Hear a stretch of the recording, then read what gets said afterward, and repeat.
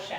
Justice Theater at the UUFC is a small community theater venture that attempts to put on shows that will inspire conversation about the world around us while making them accessible to people at any income level and raising money for good causes, especially local organizations. This year, we are doing George Bernard Shaw's Major Barbara, which was a choice that we made in summer of 2024. The world was very different in summer of 2024. What? I know, right? We chose Major Barbara because we knew that we wanted to support Vina Moses Center, which is a local nonprofit organization that helps the community by having a free thrift store that anyone can just walk in and get stuff that they need, but they also provide small breaks to people and other forms of financial aid for emergency bills or medical procedures, things of that nature. They are a wonderful nonprofit, and you can read all about them on the back of your program. I encourage you to support them going forward as well because they are lovely people. We chose this play to go with Vina Moses Center because this play addresses income inequality in some really wonderful ways. However, as 2025 has worn on, this play actually has a lot of very relevant themes, despite the fact that it was written in 1905. Depressingly, not a lot of things have changed in the last 120 years. Shaw's plays are often ethics lectures disguised as comedies, and this one is no different. Like his contemporary Oscar Wilde, he spends a lot of time making fun of rich people with his witty dialogue, but Shaw was much more concerned with the social inequalities that he saw in England at the time, and that really comes through in his work and his unusually sympathetic portrayal of people of lower income brackets. So you will see a lot of that tonight, and it is lovely. We would like to thank the Unitarian Universalist Fellowship for hosting us for the past 8 years. This is our 7th Justice Theater production, which is pretty great. Ironically, Justice Theater was founded in 2016 in the wake of the first Trump election.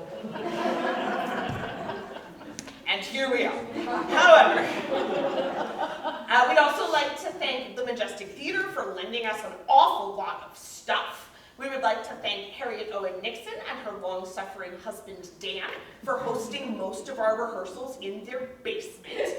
You may notice the music stands. Usually Justice Theater presents fully staged and memorized productions, but we also usually have a bunch of rehearsal space available in the wing of the church that is currently being renovated. So we chose to do a staged reading this year so that we could rehearse in someone's basement. And it has gone very well, especially because it seems cruel to make actors memorize something as wordy as George Bernard Shaw for only 2 performances. So, with all of that said, I do hope that you enjoyed tonight's hilarious and wince-worthy production of Major Barbara. Please enjoy.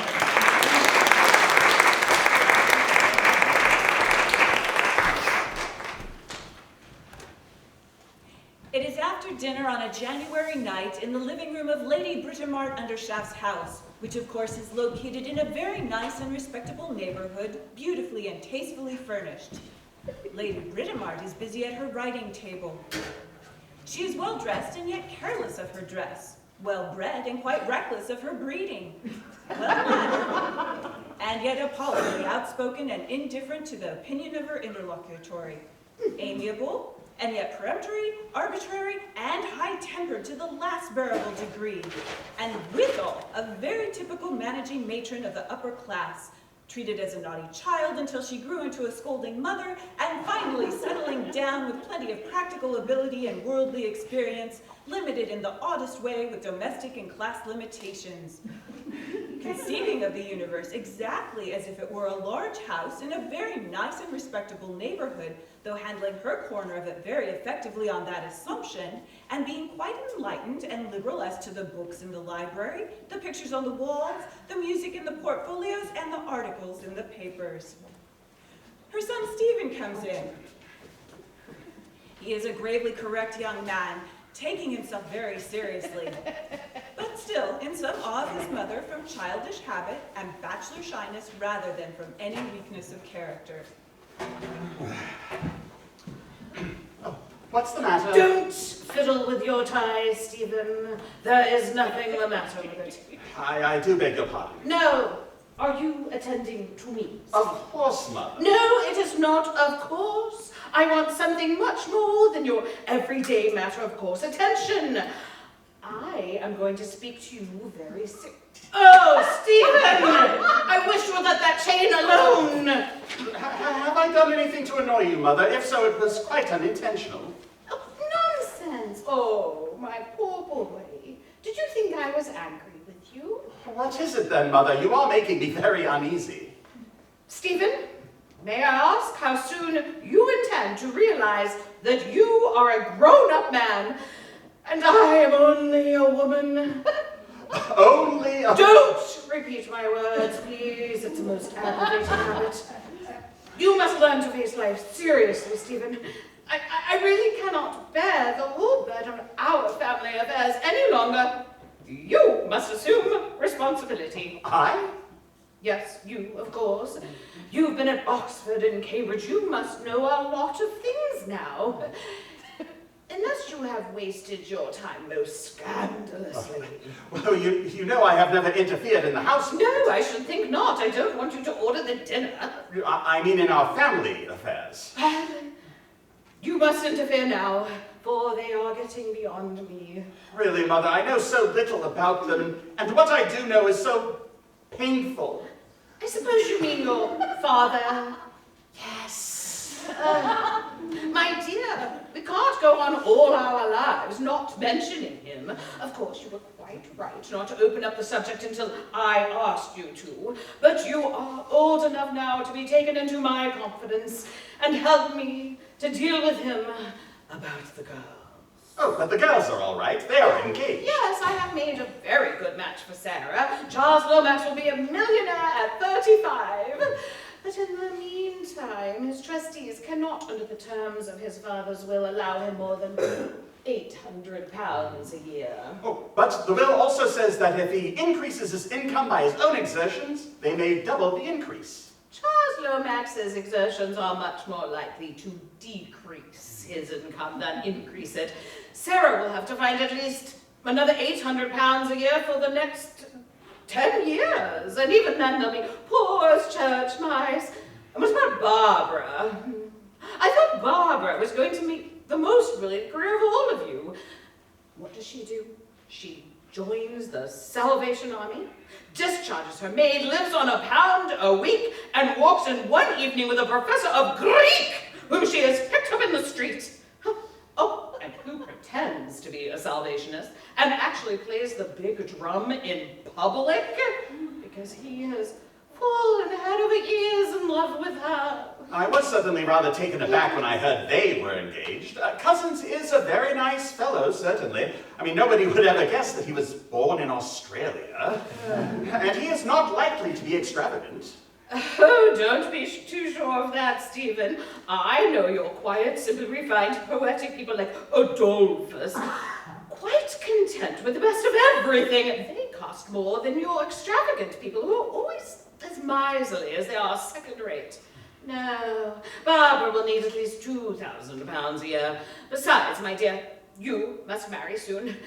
I don't approve of this present fashion of philandering bachelors and late marriages. I am trying to arrange something for you. It's very good of you, Mother, but perhaps I had better arrange that for myself. Nonsense!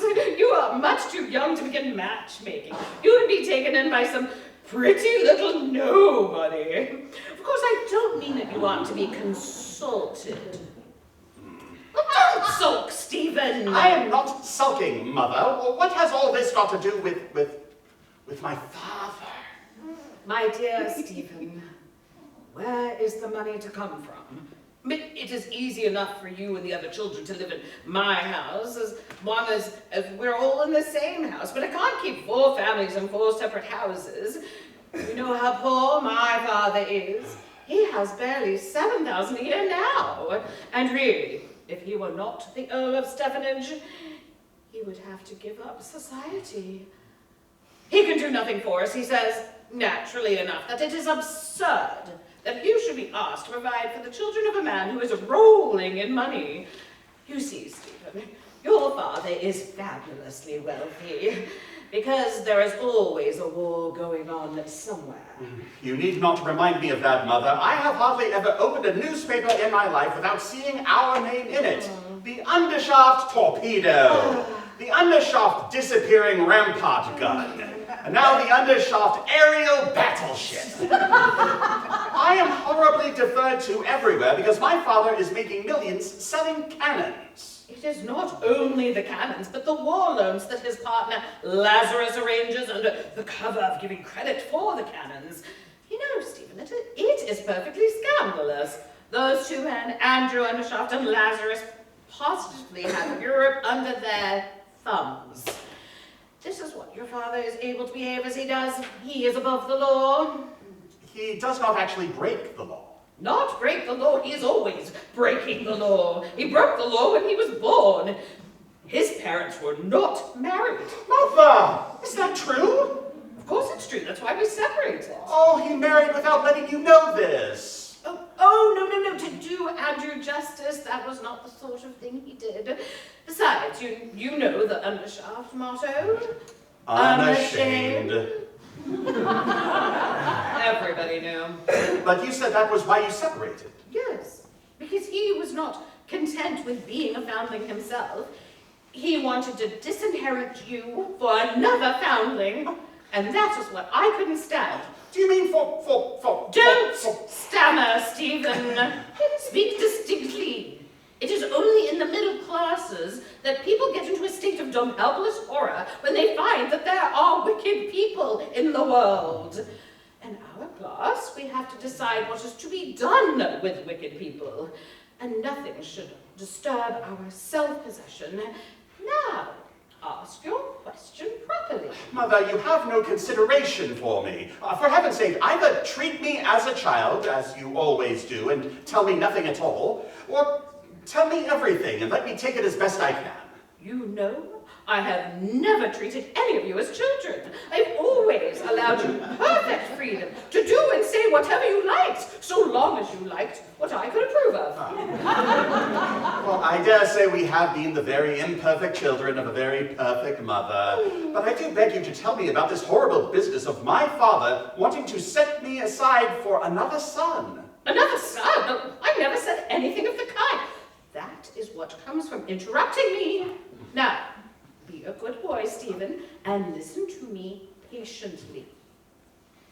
The Undershafts are descended from a foundling in the parish of St. Andrew Undershaft. That foundling was adopted by an armourer and a gunmaker. In the course of time, the foundling succeeded to the business, and from some notion of gratitude or some vow or something, he adopted another foundling and left the business to him. And that foundling did the same. Ever since that, the cannon business has always been left to an adopted foundling named Andrew Undershaft. Well, but did they never marry? Were there no legitimate sons? Oh, yes, they married just as your father did. And they were rich enough to buy land for their own children and leave them well provided for. But they always adopted and trained some foundling to succeed them in business. And of course, they always quarreled with their wives furiously over it. Of course, I was not going to stand for that. There may have been some reason for it when the Undershafts could only marry women in their own class, whose sons were not fit to govern the great estates. There could be no excuse for passing over my son. Well, I am afraid I should make a poor hand of managing a cannon foundry. Nonsense! You can easily get a manager and pay him to do it. My father evidently has no great opinion of my capacity. Oh, stuff, child. It has nothing to do with your capacity. Andrew did it on principle, just as he did every perverse and wicked thing on principle. He claims that history tells us of only two successful institutions, one the Undershaft firm and the other the Roman Empire under the Antonines. That was because The Antonine emperors always adopted their successors. Such rubbish! But that was Andrew all over. Always clever and unanswerable when he was defending nonsense and wickedness. Always awkward and sullen when he had to behave sensibly and decently. Then it was on my account that your home life was broken up, Mother. I am sorry.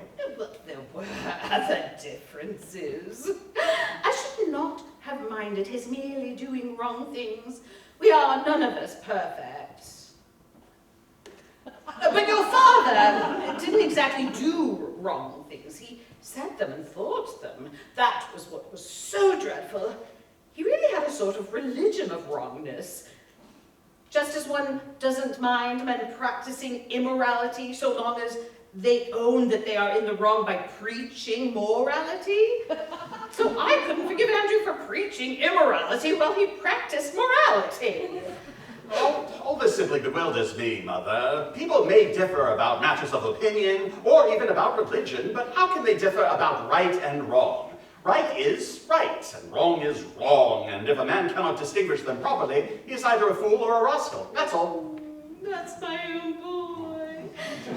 And now that you understand the situation, what do you advise me to do? Well, what can you do? I must get the money somehow. Well, we cannot take money from him. I had rather go and live in some cheap place like America and take a farthing of his money. But after all, Stephen, our present income comes from Andrew. I never knew that.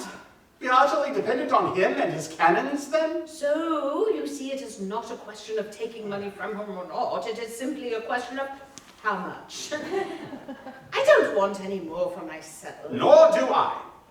But Sarah does, and Barbara does. Oh, that is Charles Lomax and Adolphus' cousins will cost them more. So I must put my pride in my pocket and ask for it, I suppose. That is your advice, Stephen, is it not? No. Stephen! Well, of course, if you are determined. I am not determined. I ask your advice, and I am waiting for it. I will not have all the responsibility thrown on my shoulders. I would die sooner than ask him for another penny. You mean that I must ask him? Very well, Stephen. It shall be as you wish. You see that it is necessary that he should pay us a visit, don't you? I suppose so, if the girls cannot do without his money. Oh, thank you, Stephen. I knew you would give me the right advice when it was properly explained to you. I have asked your father to come this evening. Oh, don't jump, Stephen! It fidgets me. You mean to say that my father is coming here, that he may be here at any moment? I said 9. It's 10 minutes to 9 yet. Oh, and I have to prepare the girls. I asked Charles Lomax and Adolphus to dinner on purpose that they might be here. Andrew had better see them in case he should cherish any delusions as to their being capable of supporting their wives. Now, remember, Stephen, I shall need all your countenance and authority. I don't know how Barbara will take it. I mean, ever since they made her major in the Salvation Army, she has developed a propensity to have her own way and order people about. It's not ladylike. I'm not sure I know where she picked it up. Don't look nervous, Stephen. It will only encourage Barbara to make difficulties. I am nervous enough, God knows, but I don't show it. Sarah and Barbara come in with their respective young men, Charles Lomax and Adolphus' cousins. Sarah is slender, bored, and mundane. Barbara is robuster, jollier, much more energetic. Sarah is fashionably dressed. Barbara is in Salvation Army uniform. Lomax, a young man about town, is like many other young men about town. He is affected with a frivolous sense of humor, which plunges him at the most inopportune moments into paroxysms of imperfectly suppressed humor, laughter. Cousins is a spectacled student, slight, thin-haired, and sweet-voiced. His sense of humor is intellectual and subtle, and is complicated by an appalling temper. The lifelong struggle of a benevolent temperament and a high conscience against impulses of inhuman ridicule and fierce impatience has set up a chronic strain which has visibly wrecked his constitution. He is a most implacable, determined, tenacious, intolerant person who by mere force of character presents himself as, and indeed actually is, considerate, gentle, explanatory, even mild and apologetic, capable possibly of murder, but not of cruelty or coarseness. By the operation of some instinct which is not merciful enough to blind him with the illusions of love, he is obstinately bent on marrying Barbara. Lomax likes Sarah and thinks it will be rather a lark to marry her. Consequently, he has not attempted to resist Lady Britomart's arrangements to that end. All four look as if they have been having a good deal of fun in the drawing room. The girls enter first, leaving the swains outside. Sarah comes to the settee. Barbara comes in after her and stops at the door. Are Charlie and Dolly to come in? Barbara, I will not have Charles called Charlie. Ugh, the vulgarity of it positively makes me ill. And yes, if they will behave themselves. Come in, Dolly, and behave yourself. Come in, Charlie. Sit down, all of you. Now, listen to me, children. Your father is coming here this evening. Oh, I say. You are not called on to say anything, Charles. Are you serious, Mother? Of course I am serious. It is on your account, Sarah, and also on Charles's. I hope you are not going to object, Barbara. Why should I? My father has a soul to be saved just like anybody else. He's quite welcome as far as I'm concerned. But really, don't you know? Oh, I say. What do you wish to convey, Charles? Well, you must admit that this is all a bit thick. Adolphus, you are a professor of Greek. Can you translate Charles Lomax's remarks into reputable English for us? If I may say so, Lady Britt, I think Charles has rather happily expressed what we all feel. I mean, not that I mind, you know, if Sarah don't. Thank you. Have I your permission, Adolphus, to invite my own husband to my own house? You have my unhesitating support in everything you do. Sarah, have you nothing to say? Well, he can't eat us. I suppose I don't mind. I wonder how the old man will take it. Much as the old woman will, no doubt, Charles. I didn't mean, at least... You didn't think, Charles. You never do. And the result is you never mean anything. Now, please attend to me, children. Your father will be quite a stranger to us. Well, I mean, I suppose he hasn't seen Sarah since she was a little kid. Not since she was a little kid, Charles, as you express it, with that elegance of diction and refinement of thought that never seems to desert you. Accordingly, now I have forgotten what I was going to say. That comes of your provoking me to be sarcastic, Charles. Adolphus, will you kindly tell me where I was? You are saying that as Mr. Undershaft has not seen his children since they were babies, he will form his opinion of the way you have brought them up from their behavior tonight, and that therefore you wish us all to be particularly careful to conduct ourselves well, especially Charles. Now, look here. Lady Britt did not say that. I did, Charles. Adolphus's recollection is perfectly correct. It is most important that you should be good, and I do beg you for once not to pair off into opposite corners and giggle and whisper while I am speaking to your father. All right, Mother, we'll do you credit. Remember, Charles, that Sarah will want to feel proud of you instead of ashamed of you. Oh, I say. There is nothing to be exactly proud of, don't you know? Well, try and look as if there was. Andrew is, on the surface, a stoutish, easygoing elderly man with kindly, patient manners and an engaging simplicity of character. But he has a watchful, deliberate, waiting, listening face and formidable reserves of power, both bodily and mental, in his capacious chest and long head. His gentleness is partly that of a strong man who has learned by experience that his natural grip hurts ordinary people unless he handles them very carefully, and partly the mellowness of age and success. He is also a little shy in his present, very delicate situation. Good evening, Andrew. How do you do, my dear? You look a good deal older. I am somewhat older. Time has stood still with you. Rubbish. This is your family. Is it so large? I'm sorry to say my memory is failing quite badly in some things. How do you do? I see you are my eldest. I am very glad to meet you again, my dear boy. No, don't you? Oh, I say. Andrew, do you mean to say that you don't remember how many children you have? Well, I'm afraid well, they have grown so much. Am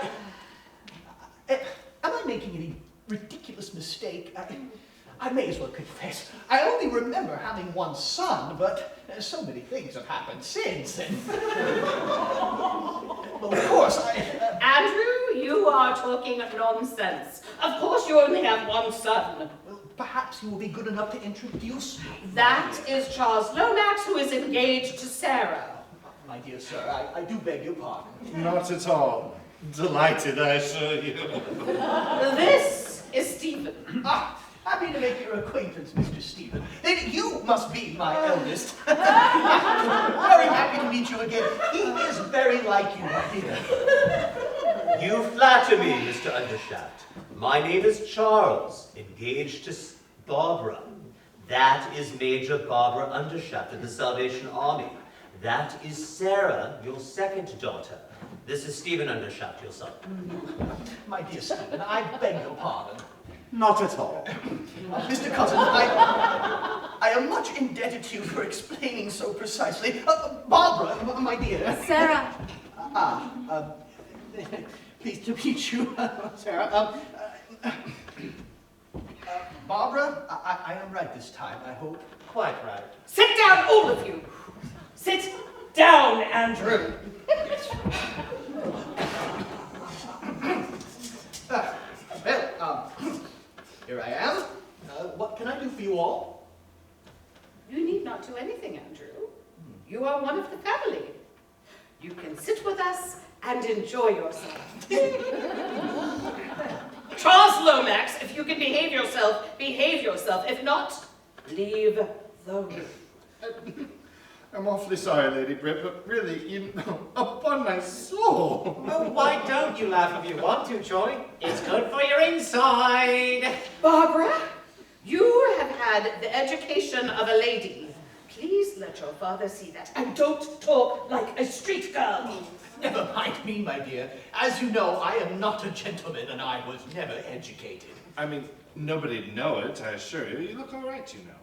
Let me advise you to study Greek, Mr. Undershaft. Greek scholars are privileged men. Few of them know Greek and none of them know anything else, but the position is unchallengeable. Don't be insincere. Charlie, fetch a concertina and play something for us. But perhaps that sort of thing isn't in your line, eh? I am particularly fond of music. Are you? Well, then I'll go get it. Do you play, Barbara? Only the tambourine, but Charlie's teaching me the concertina. Is Charlie also a member of the Salvation Army? No, he says it's bad form to be a dissenter.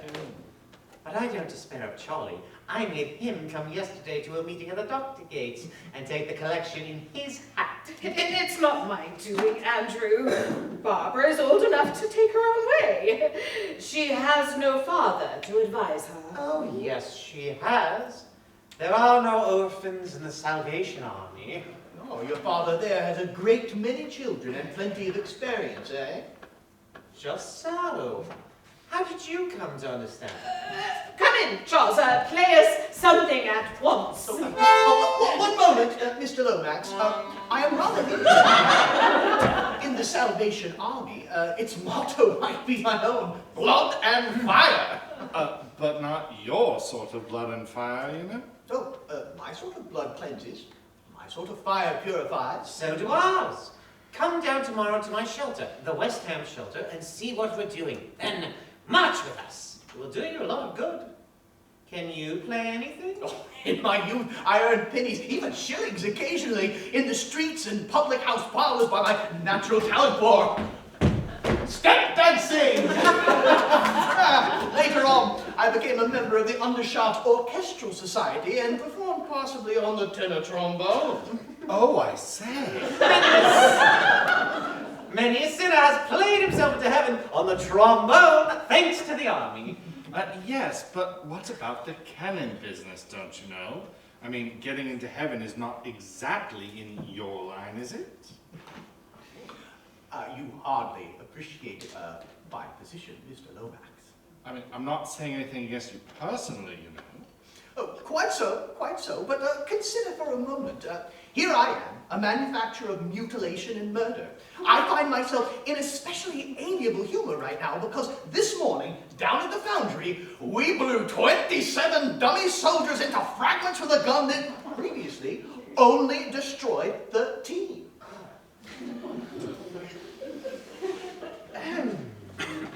Well, the more destructive war becomes, the sooner it will be abolished, eh?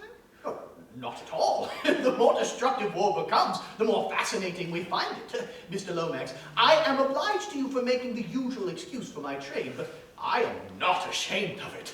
I'm not one of those men who keep their morals and their business in watertight compartments. All the spare money my trade rivals spend on hospitals, cathedrals, and other receptacles for their conscience money, I devote to experiments and researches in improved methods of destroying life and property. I always have, and I always shall. Therefore, your Christmas card moralities of peace on earth and goodwill among men are of no use to me. Your Christianity, which enjoined you to resist not evil and turn the other cheek, would make me a bankrupt.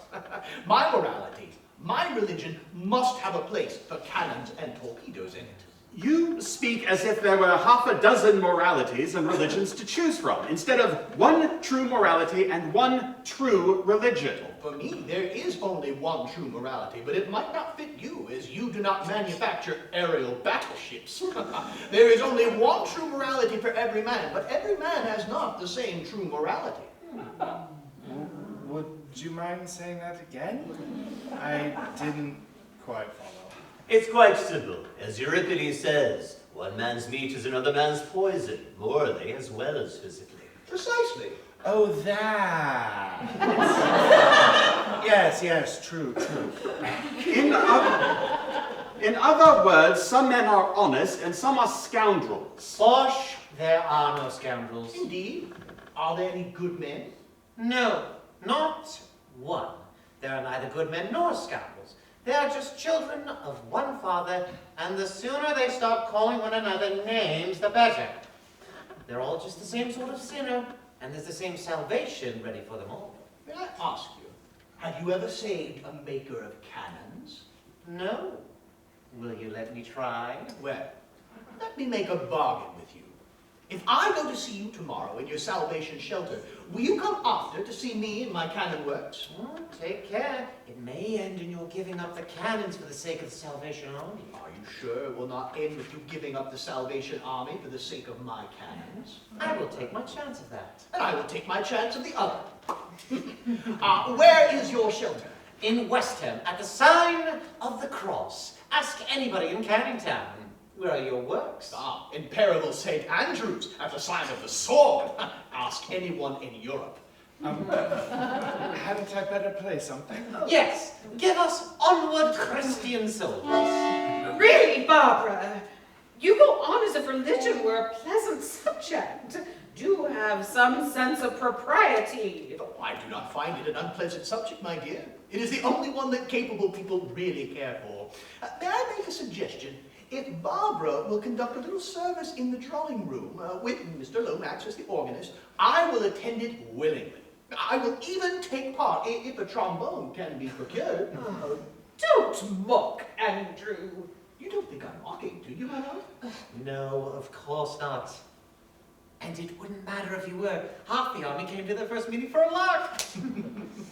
Come along, come Dolly, come Charlie. I will not be abandoned by everybody, Adolphus. Sit down. You can behave yourself if you choose to. I insist on your staying. Well, go. And remember this, Adolphus. I have a very strong suspicion that you went to the Salvation Army to worship Barbara and nothing else. And I quite appreciate the clever way in which you systematically humbug me. I have found you out. Take care that Barbara doesn't. Don't tell on me. Oh, Sarah, if you want to go, go. Anything's better than to sit there as if you wished you were 1,000 miles away. Very well, Mama. Mother! What's the matter?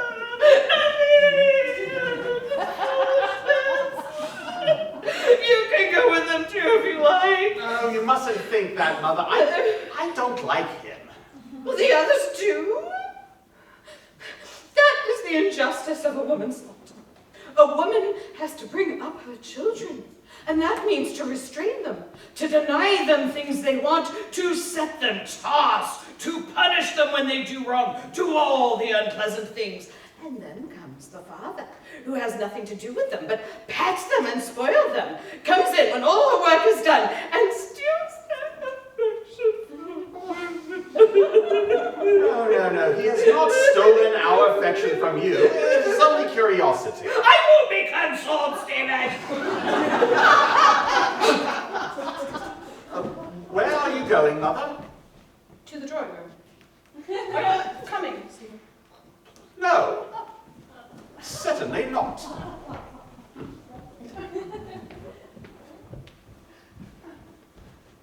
Oh,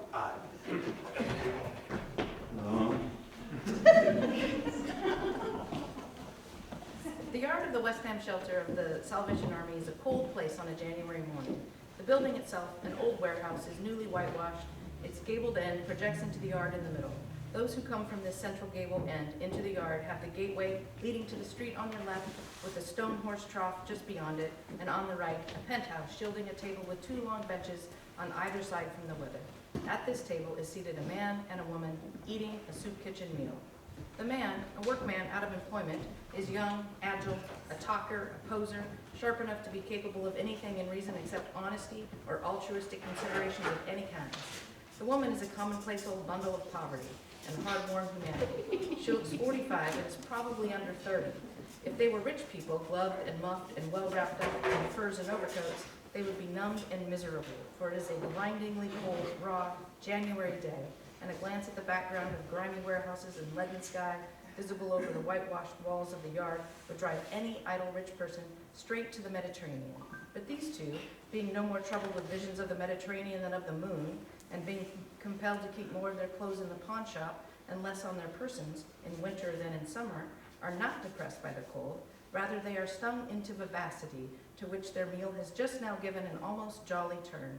The man takes a pull at his mug and then gets up and moves about the yard with his hands deep in his pockets, occasionally breaking into a step dance. Feel better after your meal?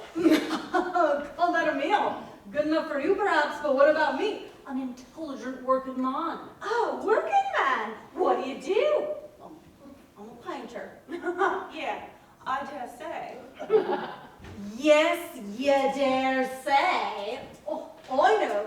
Eric Lopez says that's a loafer, calls himself a painter, but I'm a real painter. See, Raina, finisher, 38 bob a week when I can get it. Then why don't you go and get it? I'll tell you what, I'm intelligent. Wrong hold here. Yeah, intelligent beyond the station of life into which it has pleased the capitalists to call me. I'm fly enough to know what's inside the law and what's outside it. When I'm inside the law, I do as the capitalists do. I pinch what I can get my hands on.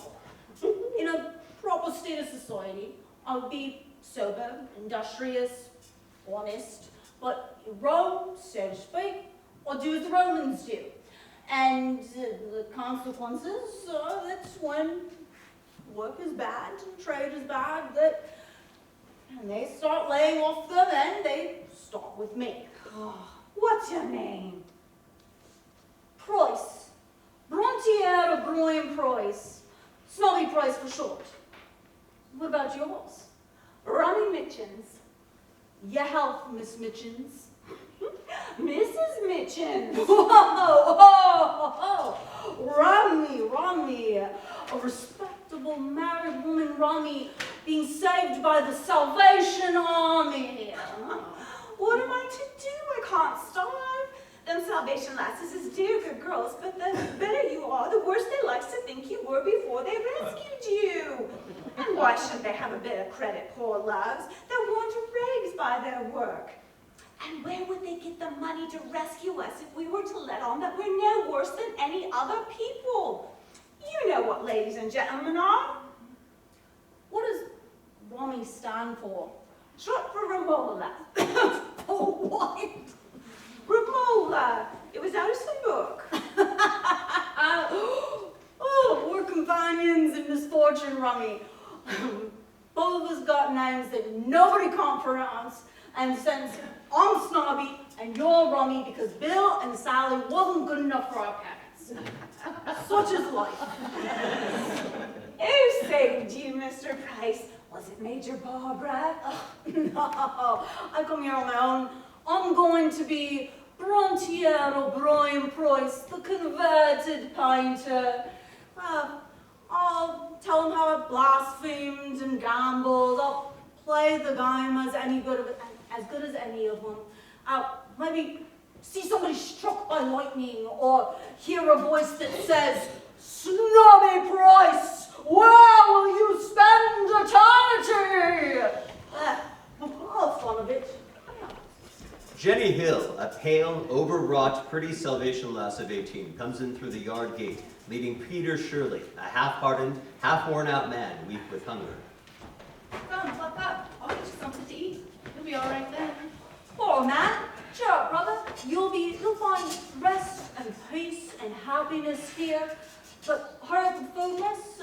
This old man's near done. I'm not an old man. I'm only 46. As good as ever I was. The grey patch came in my hair before I was 30. All it wants is a bit of dye. Am I to be turned on the streets to starve for it? Holy God, I've worked 10 to 12 hours a day since I was 13 and paid my way all through, and now am I to be thrown into the gutter and my job given to a young man who can do it no better than me because I've black hair that goes white at the first change. No good drawing about it. You're only a worn-out working man. Who cares about you? Make the thieving swine give you a meal. They stole many a one from you anyway. Get a bit of your own back. I never took anything before. Oh, come. The Lord sent it to you. He wasn't above taking bread from his friends. And why should you be? Besides, when we find you a job, you can pay us for it if you like. Yes, that's true. I can pay you back. It's only a loan. Well, Rummy, are you more comfortable now? Oh, God bless you, lovey. You fed my body and saved my soul, haven't you? Sit down and rest a bit. You must be ready to drop. Oh, I've been going hard since this morning, but there's more work than we can do. I mustn't stop. Try a prayer for just 2 minutes. You'll work all the better after. Isn't it wonderful how a few minutes prayer revives you? I was quite lightheaded at 12 o'clock. I was so tired. But Major Barbara sent me to pray for just 5 minutes, and I was able to go on as if I had only just begun. Did you have a piece of bread? Oh, yeah, miss, but I've got the peace that I value more, and that's the peace that the Lord bringeth. Oh, glory, hallelujah! Bill Walker, a rough customer of about 25, appears at the yard gate and looks malevolently at Jenny. Oh, that makes me so happy when you say that. I feel wicked for loitering here. I must get to work again. She is hurrying to the shelter when the newcomer moves quickly up to the door and intercepts her. His manner is so threatening that she retreats as he comes at her truculently, driving her down the yard. I know you. You're the one that took away my girl. You're the one that set her against me. Well, I'm going to have her out. Not that I care a curse for her or you. Now, in with you and tell her to come out. Tell her Bill Walker wants her. She'll know what that means. And if she keeps me waiting, it'll be worse. You start to jaw back at me, and I'll start on you, you hear? Easy there, mate. She ain't doing you no harm. Oh, you calling me? You anything to say against it, huh? No, mate. Ain't anything to do with me. Good job for you. Now, are you going to go fetch Mom have a jam? Oh, please, someone go in and tell Major Barbara. Oh, you want to go tell your major about me, do you? God give me strength. Go and tell her then, huh? Yeah, finish your grub and get out of the way. You take a liberty with me and I'll smash you over the face and cut your eye out.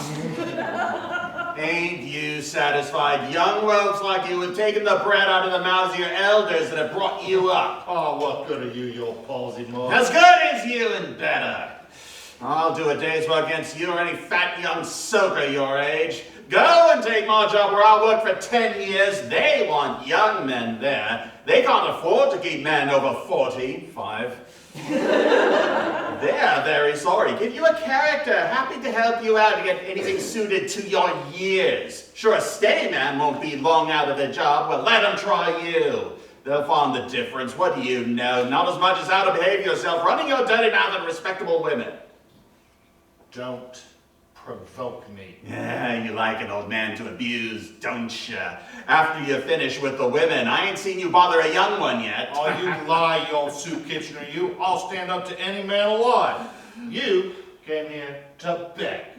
Oh, God, it's true. I'm only a pauper on the scrap heap, but you'll come to it yourself, and then you'll know. You'll come to it sooner than a teetotaler like me filling himself with gin at this hour of the morning. I'm no gin drinker, you old liar. But when I want to give my girl what she deserves, I do like to have a little bit of the devil in me, see? And here I am talking to a rotten old bladder like you instead of giving her what for. Now I'm going to go in there to fetch her out. You're going to the station on a stretcher, more likely. And they'll take the gin and the devil out of you there when they get you inside. You mind what you're about. The major here is the Earl of Stevenage's granddaughter. Oh, damn. You'll see. Well, I ain't done nothing to her. I suppose she said you did. Who'd believe you? Oh, there's no justice in this country. Think what them people can do. I'm as good as her. Oh, tell us so. It's just what a fool like you would do. Good morning. Good morning, miss. Oh, sit down, make yourself at home. Now then, since you've made friends with us, we want to know all about you. Names, addresses, and trades. Peter Shirley, fitter, chucked out 2 months ago because I was too old. You pass still. Why didn't you dye your hair? I did. My age came out at a coroner's inquest on my daughter. Steady.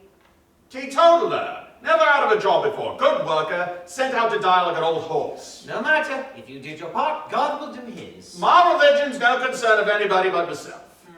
No. Secularist. Did I offer to deny it? Why should you? My own father's a secularist, I think. Our father, yours and mine, fulfills himself in many ways, and I dare say he knew what he was about when he made a secularist out of you. So, buck up, Peter. We can always find a job for a steady man like you. What's your name? Well, what's it to you? Afraid to give his name. Any trade? I was afraid to give his name. Well, if you want to bring a charge against me, bring it. His name's Bill Walker. Bill Walker. Oh, I know.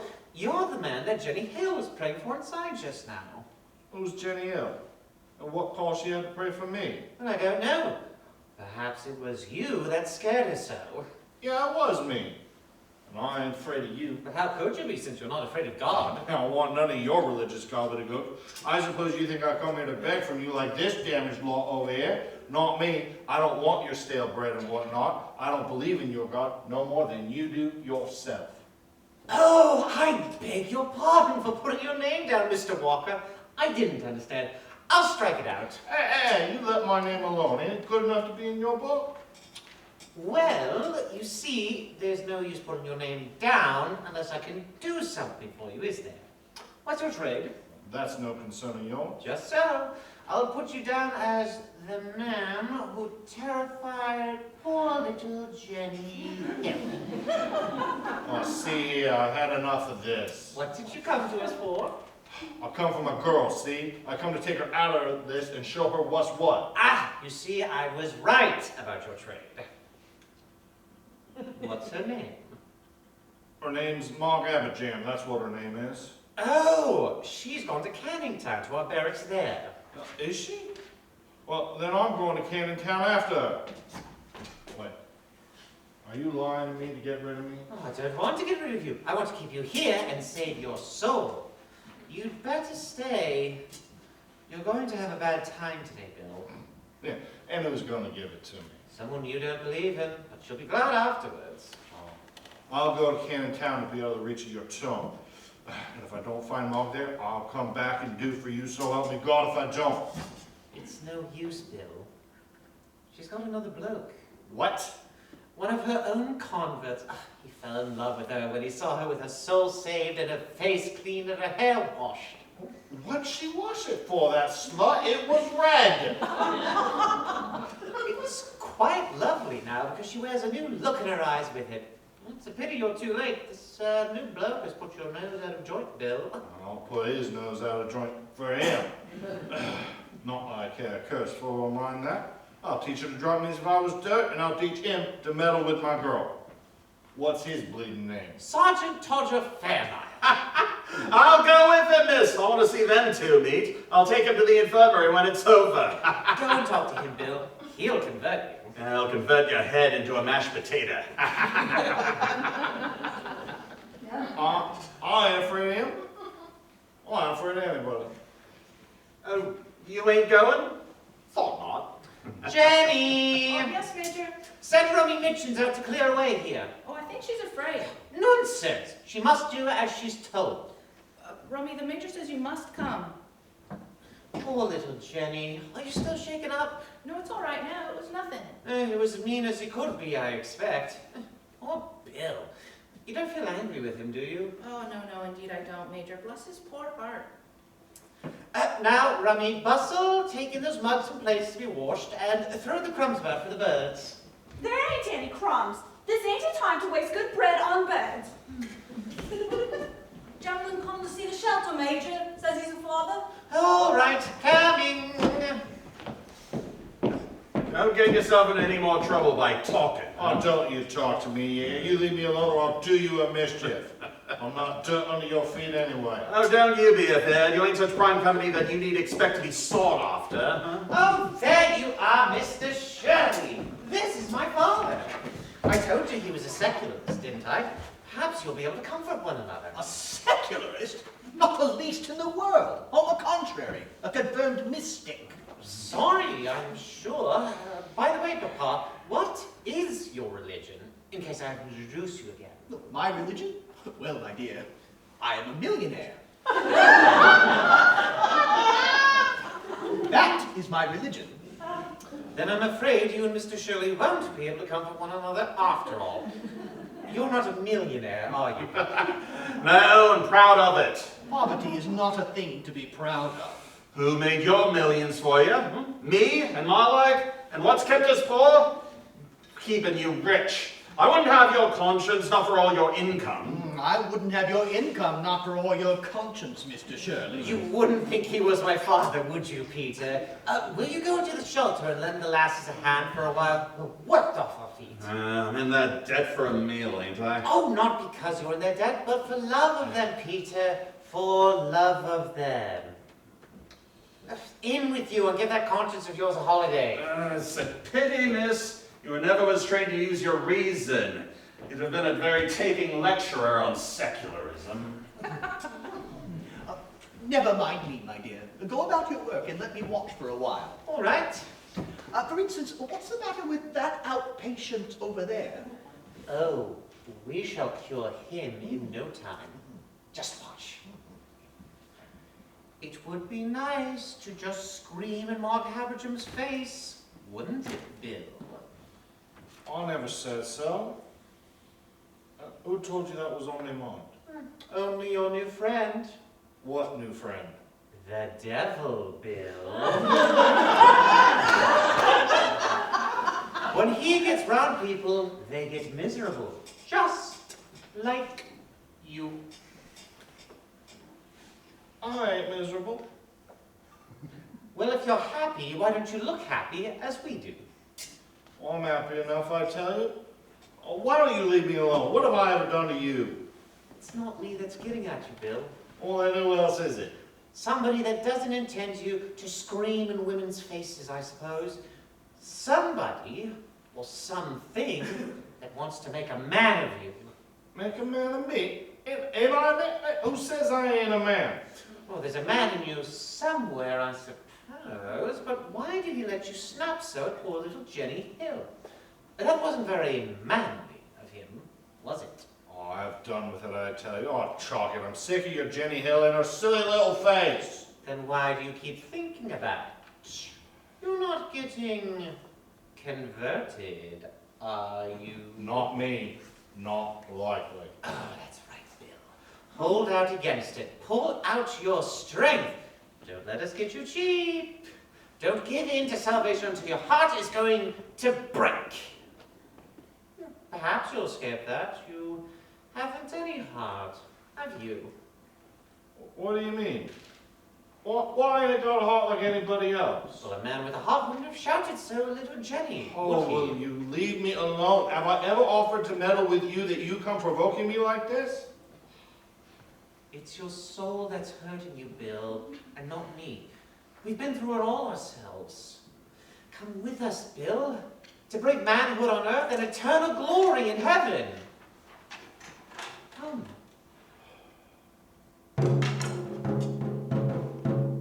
Oh, there you are, Dolly. Let me introduce a new friend of mine, Mr. Bill Walker. This is my bloke, Bill, Mr. Cousins. You're gonna marry him?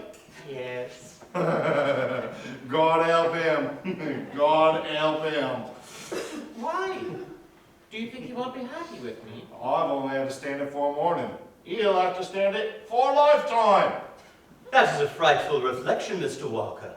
But I can't tear myself away from her. Well, I can. You take my tip, mate. Stop her jaw, or you'll die before your time. I wonder. Dolly! Yes, my dear, it's very wearing to be in love with you. If it lasts, I quite think I shall die young. Should you mind? Not at all. It's all right, Papa. We've not forgotten you. Dolly, explain the place to Papa. I haven't time.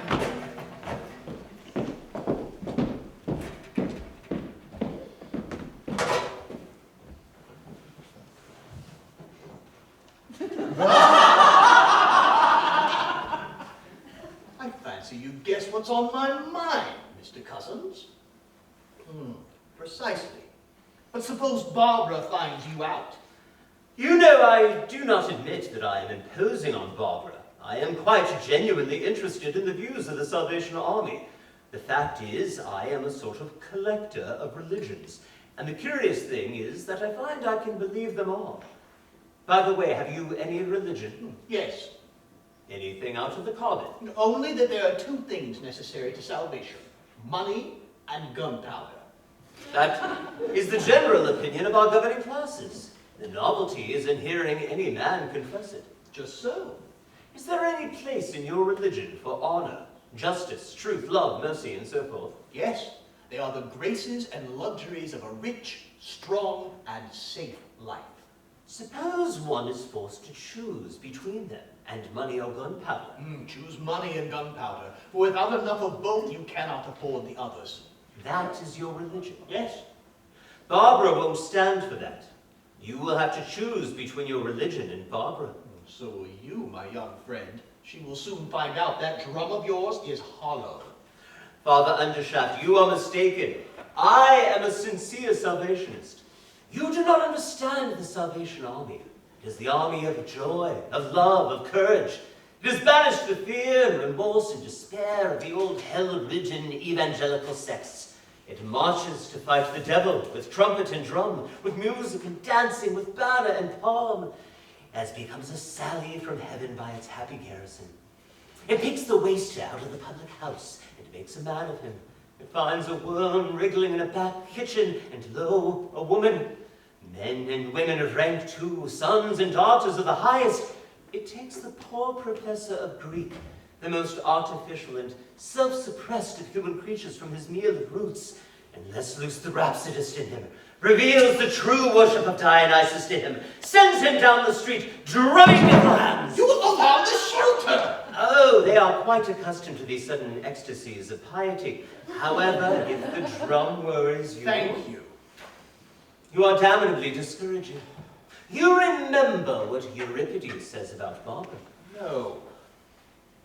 What else is wisdom? What of man's endeavor? Or God's high grace so lovely and so great? To stand from fear set free, to breathe and wait, to hold a hand uplifted over fate, and shall not Barbara be loved forever?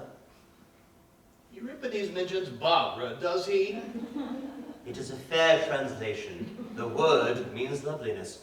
May I ask, as Barbara's father, for how much she is to be loved forever on? As Barbara's father, that is more your affair than mine. I can feed her by teaching her Greek. That is about all. Do you consider yourself a good match for her? Mr. Undershaft, I am in many ways a weak, timid, ineffectual person, and my health is far from satisfactory. But whenever I feel that I must have anything, I get it sooner or later. I feel that way about Barbara. I don't like marriage. I feel intensely afraid of it, and I don't know what I shall do with Barbara or what she will do with me. But I feel that I and nobody else must marry her. Please regard that as settled. Mr. Cousins, you are a man after my own heart! Mr. Undershaft, you are, as far as I am able to gather, a most infernal old rascal, but you appeal very strongly to my sense of ironic humor. And now, to business. We were discussing religion.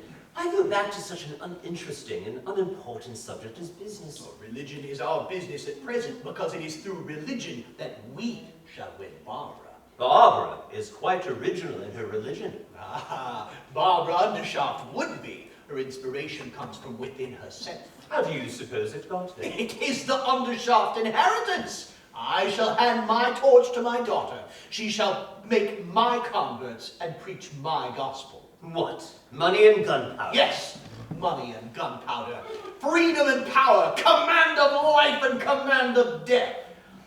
That is extremely interesting, Mr. Undershaft. Of course you know that you are mad.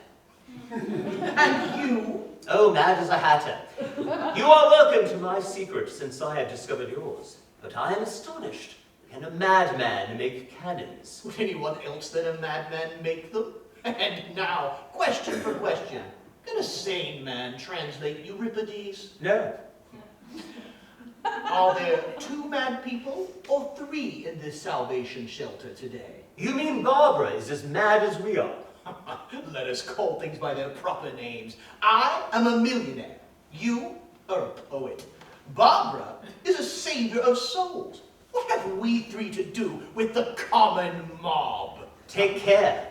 Barbara is in love with the common people. So am I. Have you never felt the romance of that love? Have you ever been in love with poverty, like St. Francis?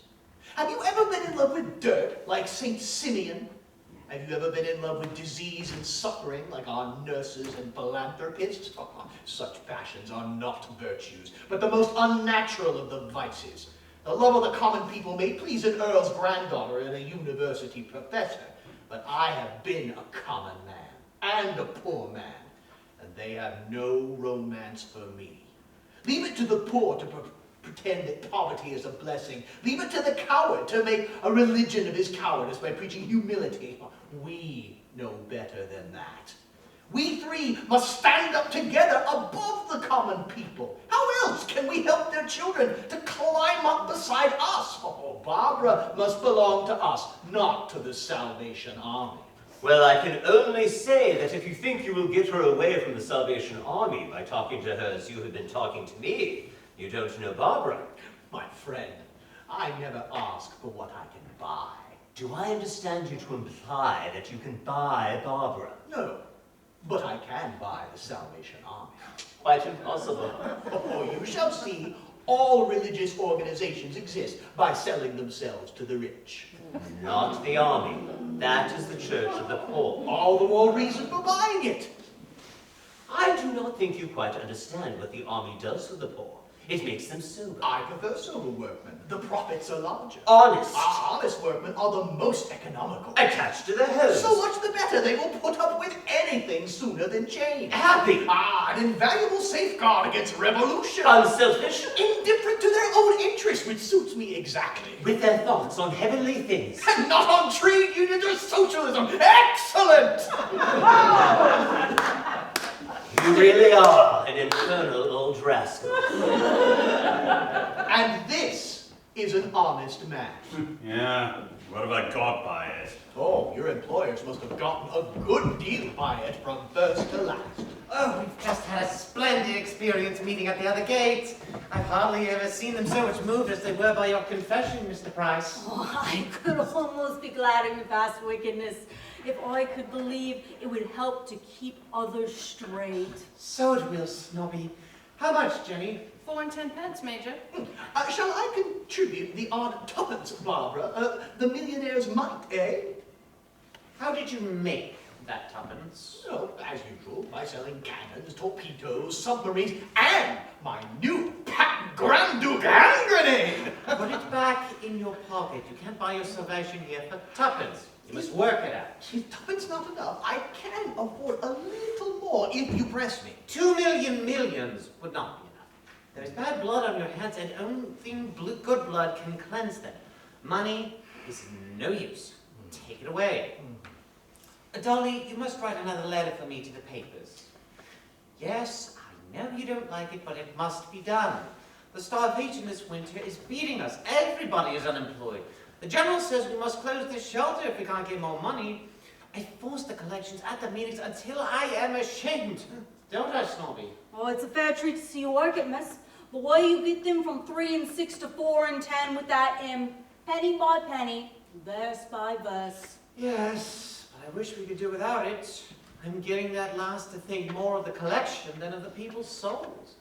And what are those hatfuls of pence, halfpence? We want thousands, tens of thousands, hundreds of thousands. I want to convert people, not to be always begging for the army in a way I'd die sooner than beg for myself. Genuine unselfishness is capable of anything, my dear. Yes, isn't it? Mephistopheles, Machiavelli. How are we to feed them? I can't talk religion to a man with bodily hunger in his eyes.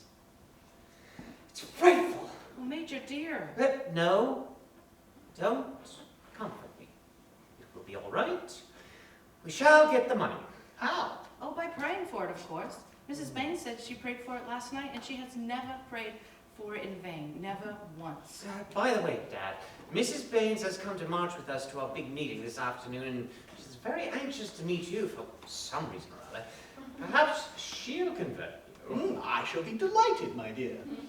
Major, here's that man back again. What man? Oh, that man that frightened me so. I hope he's coming back to join us. Oh, hello, Bill. Back already. Been talking ever since, have you?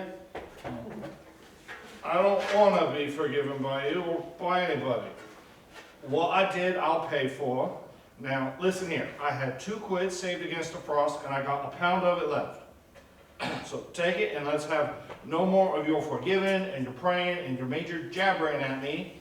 What I done be done and paid for, and let that be the end of it. And stop throwing your silly prayers against me. No. The army is not to be bought. We want your soul, Bill, and we'll take nothing less. Oh, I know, it ain't enough. Me few shillings is not good enough for you. You're an earl's granddaughter, you are. Nothing less than £100 for you. Come, Barbara. You could do a great deal of good with £100.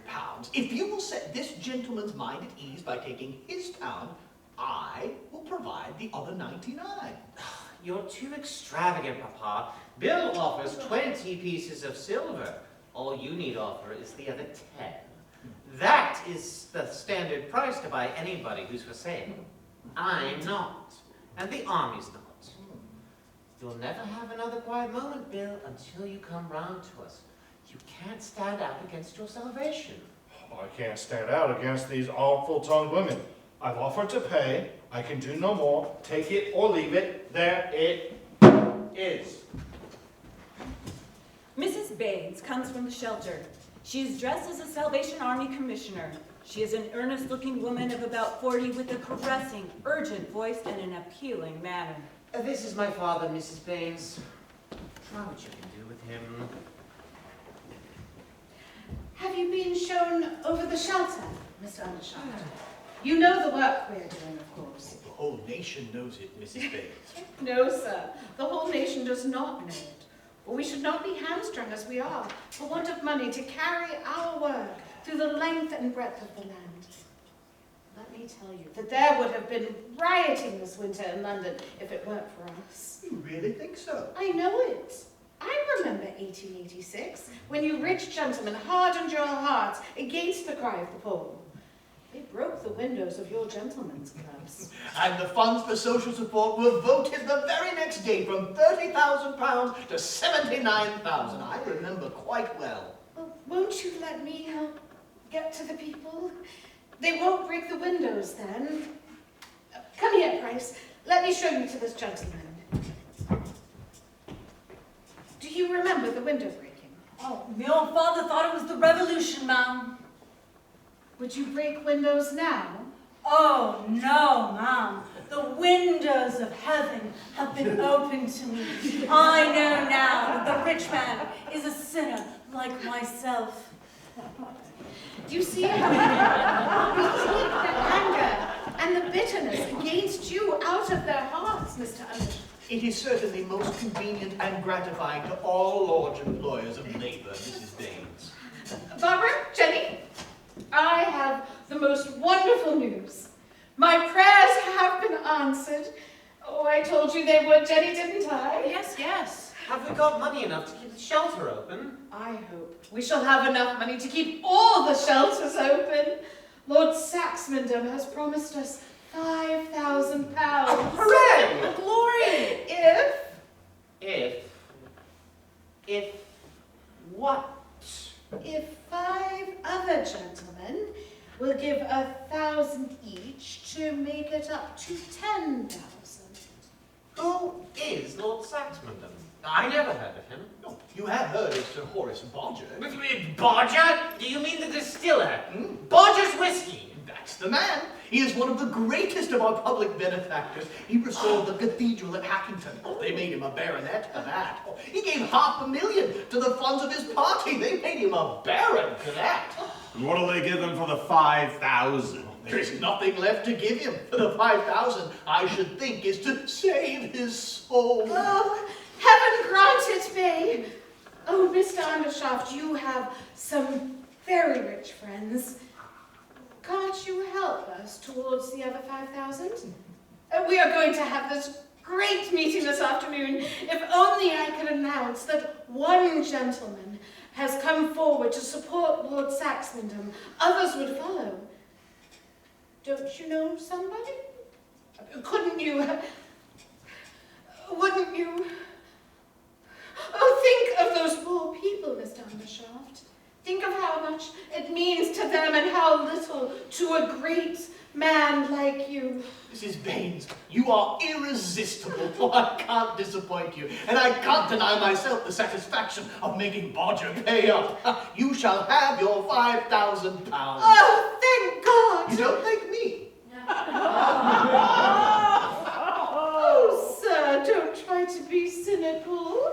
Don't be ashamed of being a good man. The Lord will bless you abundantly. You will let me have the check to show at the meeting, won't you? Jenny, go fetch a pen and ink. Oh, do not disturb Mrs. Hill. I have a fountain pen. What price salvation now? Stop! Mrs. Baines, are you really going to take this money? Oh, why not, dear? Why not? Do you know what my father is? Have you forgotten that Lord Saxmundham is Bodger the Whiskey Man? Do you know that the worst thing I have had to fight here is not the devil, but Bodger? Bodger! Bodger with his whiskey, his distilleries, and his taverns? Oh, rotten drunken whiskey it is, too. Dear Barbara, Lord Saxmundham has a soul to be saved, like any of us. If heaven has found the way to make a good use of his money, Are we to set ourselves up against the answer to our prayers? I know he has a soul to be saved. Let him come down here, and I'll do my best to help him to his salvation. But he wants to send his check down to buy us and go on being as wicked as ever. Oh, my dear. Barbara, alcohol is a very necessary article. It heals the sick. It does nothing of the sort. Well, it assists the doctor. That is perhaps a less questionable way of putting it. It makes life bearable to millions of people who could not endure their existence were they quite sober. Oh, it enables Parliament to do things at 11 at night that no sane person would do at 11 in the morning. Is it Bodger's fault that this inestimable gift is deplorably abused by less than 1% of the poor? Barbara, will there be less drinking or more of it? If all these poor souls that we are saving come tomorrow and find the doors of our shelters shut in their faces, Lord Saxmundham gives us the money to stop drinking, to take his own business from him. Pure self-sacrifice on Bodger's part, clearly. Bless dear old Bodger. I also, Mrs. Baines, may claim a little disinterestedness. Think of my business. Think of the widows and orphans, the men and lads torn to pieces with shrapnel. Oh, the oceans of blood, not one drop of which is shed in a really just cause. The ravaged crops, the bad blood of the fierce little cowards at home who egg others on to fight on for the gratification of their own national vanity. All this makes money for me. Oh, well, it is your work to preach peace on earth and goodwill toward men. And every convert you make is a vote against war. Yet, I give you this money to help you hasten my own commercial ruin. The longer I live, the more proof I see that there is infinite goodness that turns everything to the work of salvation, sooner or later. Who would have thought that any good could have come out of war and drink? And yet their prophets are brought today to the feet of salvation to do its blessed work. Oh dear, how blessed, how glorious it all is. Mr. Undershaft, have you ever seen 1,000 people fall on their knees with one impulse and pray? They'll come to the meeting with us. Barbara shall tell them that the army is saved and saved through you. Take a bow, Machiavelli. I shall do my best. Dolly, you're breaking my heart. What is a broken heart, more or less here? Come, Barbara, I must have my dear Major to carry the flag with me. Oh yes, yes, Major darling. I can't come. Not come. Barbara, do you think I'm wrong to take the money? No, God help you, dear. You must. You are saving the army. Go, and may you have a great meeting. But aren't you coming? No. Barbara, what are you doing? Well, why are you taking your badge off? You can't be going to leave us, Major. Father, come here. My dear, Don't be frightened.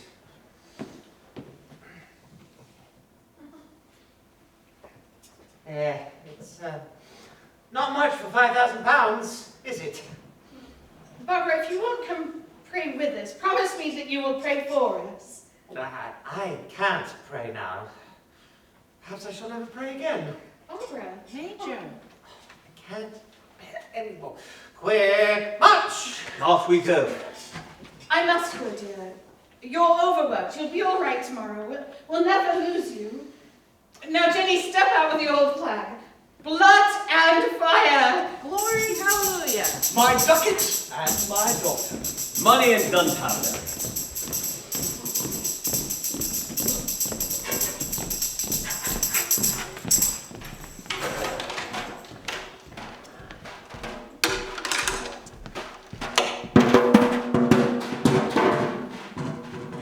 Drunkenness and murder. Oh, my God, why hast thou forsaken me? What price salvation now? Don't you hit her when she's down. Oh, she hit me when I was down. Why shouldn't I get a bit of me own back?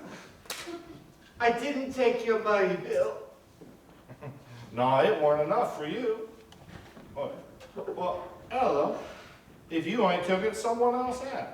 Well, why does it blame me if that Jenny Hill didn't take it after all? You lie, you dirty blackguard! Snobby Price pinched it off the drum when he took a biscuit. I was here the whole time and saw him do it. What? He stole my money, and you didn't call thief on him, you silly old mucker, you? Serve you up for yelling at me. Cost you £1, it has. I'm done with you. I'm even with you. I've had it. Tell us then, what o'clock this morning was it in that they call Snobby Price was saved? About 12:30, Bill. And he pinched your £1 at 1:45. I know. Well, you can't afford to lose it. I'll send it to you. Not if I was to starve for it. I ain't to be bought. Ain't ya? You'd sell yourself to the devil for a pint of beer. Only there ain't no devil to make the offer. So I wouldn't make an often half cheerful. But she can't buy me. You wanted my soul, didn't you? Well, you ain't got it. I nearly did, Bill. But we've sold it back to you for £10,000. Oh, that's no good. You can't get around me now. I don't believe in it. And I've seen today, I was right. So long, old soup kitchener. Ta-ta, Major Earl's granddaughter. What price? Salvation now. Peter, I'm like you now. Cleaned out, lost my job. You've youth and hope. That's two better than me. That's hope for you. I'll get you a job, Peter, but youth will have to be enough for me. I have just enough left for a meal for each of us, a room for a couple of nights for you, and my tram and bus home. But don't be proud, Peter. It's sharing between friends. And promise me you'll talk to me and not let me cry. Well, I'm not accustomed to talk to the likes of you. Yes, you must talk to me. Tell me about your secularist lectures. Come along. Miss, if you'd only read about secularism in the proper spirit. There'll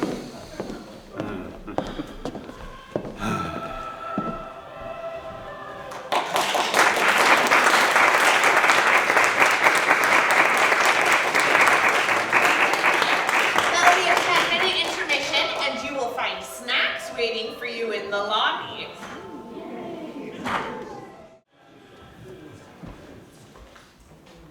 Next day, after lunch, Lady Britomart is writing in the library in Wilton Crescent. Sarah is reading in the armchair near the window. Barbara, in ordinary dress, pale and brooding, is on the settee. Charlie Lomax enters, coming forward between the settee and the writing table. He starts on seeing Barbara fashionably attired and in low spirits. You've left off your uniform. Charles? I'm awfully sorry, Barbara. You know, I helped you all I could with the concertina and so forth.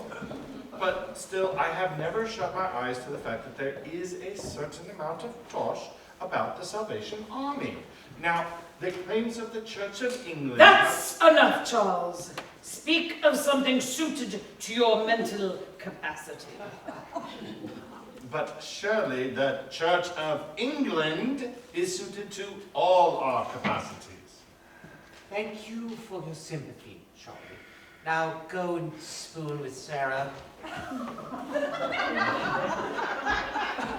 And how is my honest today? Oh, I wish you wouldn't tell Charlie to do things, Barbara. He always comes straight and does them. Charlie, we are going to Karen Works at Percival St. Andrews this afternoon. What, your father, Shaw? Yes. Oh, I say. I expected you this morning, Dolly. Didn't you guess that? I'm sorry, I have only just breakfasted. We've just finished lunch. Have you had one of your bad nights? No, I had a rather good night. In fact, one of the most remarkable nights I have ever passed. The meeting? No, after the meeting. You should have gone to bed after the meeting. you doing? Drinking. Dolly! Oh, I say! Are you joking, Dolly? No, I have been making a night of it with the nominal head of this household, that is all. Andrew made you drunk. No, he only provided the wine. I think it was Dionysus that made me drunk. You're not sober yet. Go home to bed at once. I have never before ventured to reproach you, Lady Britt, but how could you marry the Prince of Darkness? It was much more excusable to marry him than to get drunk with him. He only sat there and completed the wreck of my moral basis, the rout of my convictions, the purchase of my soul. He cares for you, Barbara. That is what makes him so dangerous to me. That has nothing to do with it, Dolly. Now tell me, what happened at the meeting? It was an amazing meeting. Mrs. Baines almost died of emotion. Jenny Hill went stark mad with hysteria. 117 conversions took place then and there. They prayed with the most touching sincerity and gratitude for Bodger and for the anonymous donor of the £5,000. Your father would not let his name be given. Well, that was rather fine of the old man, you know. I mean, most chaps would have wanted the advertisement. He said all the charitable institutions would be down on him like pikes on a battlefield if he gave his name. That's Andrew all over. He never does a proper thing without giving an improper reason for it. He convinced me that I have all my life been doing improper things for proper reasons. Adolphus, now that Barbara has left the Salvation Army, you had better leave it too. I will not have you playing that drum in the streets. Your orders are already obeyed, Lady Britt. Dolly, were you ever really in earnest about it? Would you have joined if you had never seen me? Well, yeah, possibly as a collector of religions. But not as a drummer, though, you know. You are a very clear-headed, brainy chap, Dolly, and it must have been apparent to you that there is a certain amount of tosh about If you must drivel like a grown-up man, and not like a schoolboy. Well, drivel is drivel, don't you know, whatever a man's age. In good society in England, Charles, men drivel at all ages by repeating silly formulas with an air of wisdom. Schoolboys make their own formulas out of slang, like you. You are so awfully strong-minded. Rubbish! Children, go and get ready for your father's arrival. Charles, go and tell Stephen to come down here in 5 minutes. You will find him in the drawing room. Adolphus! Tell them to send around the carriage in 15 minutes.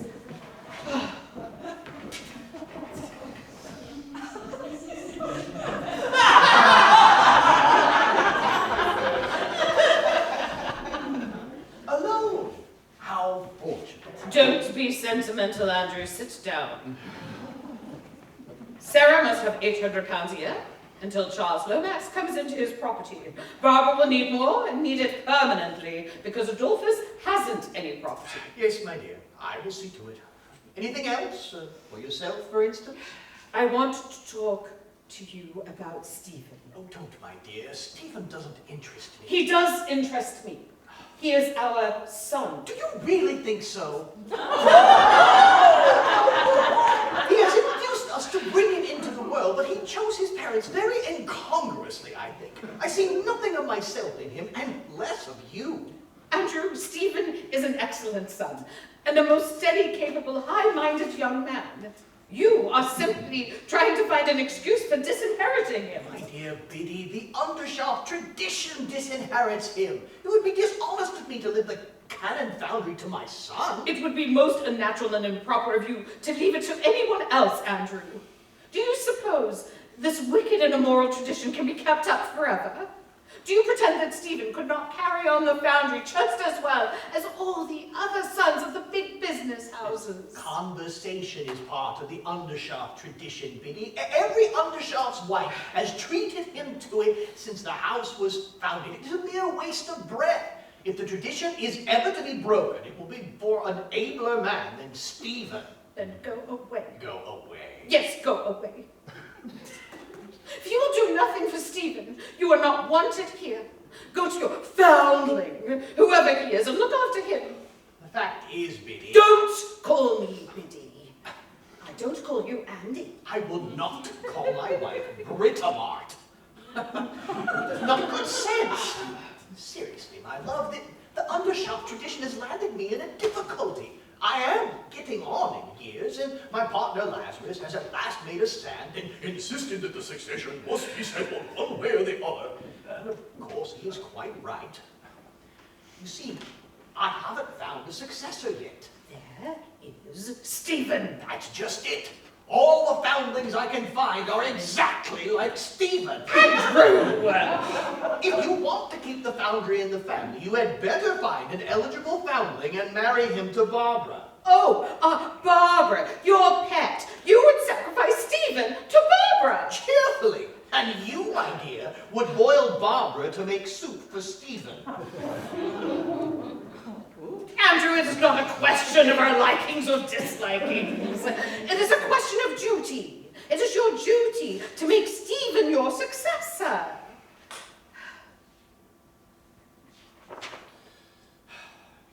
Just as much as it is your duty to submit to the authority of your husband.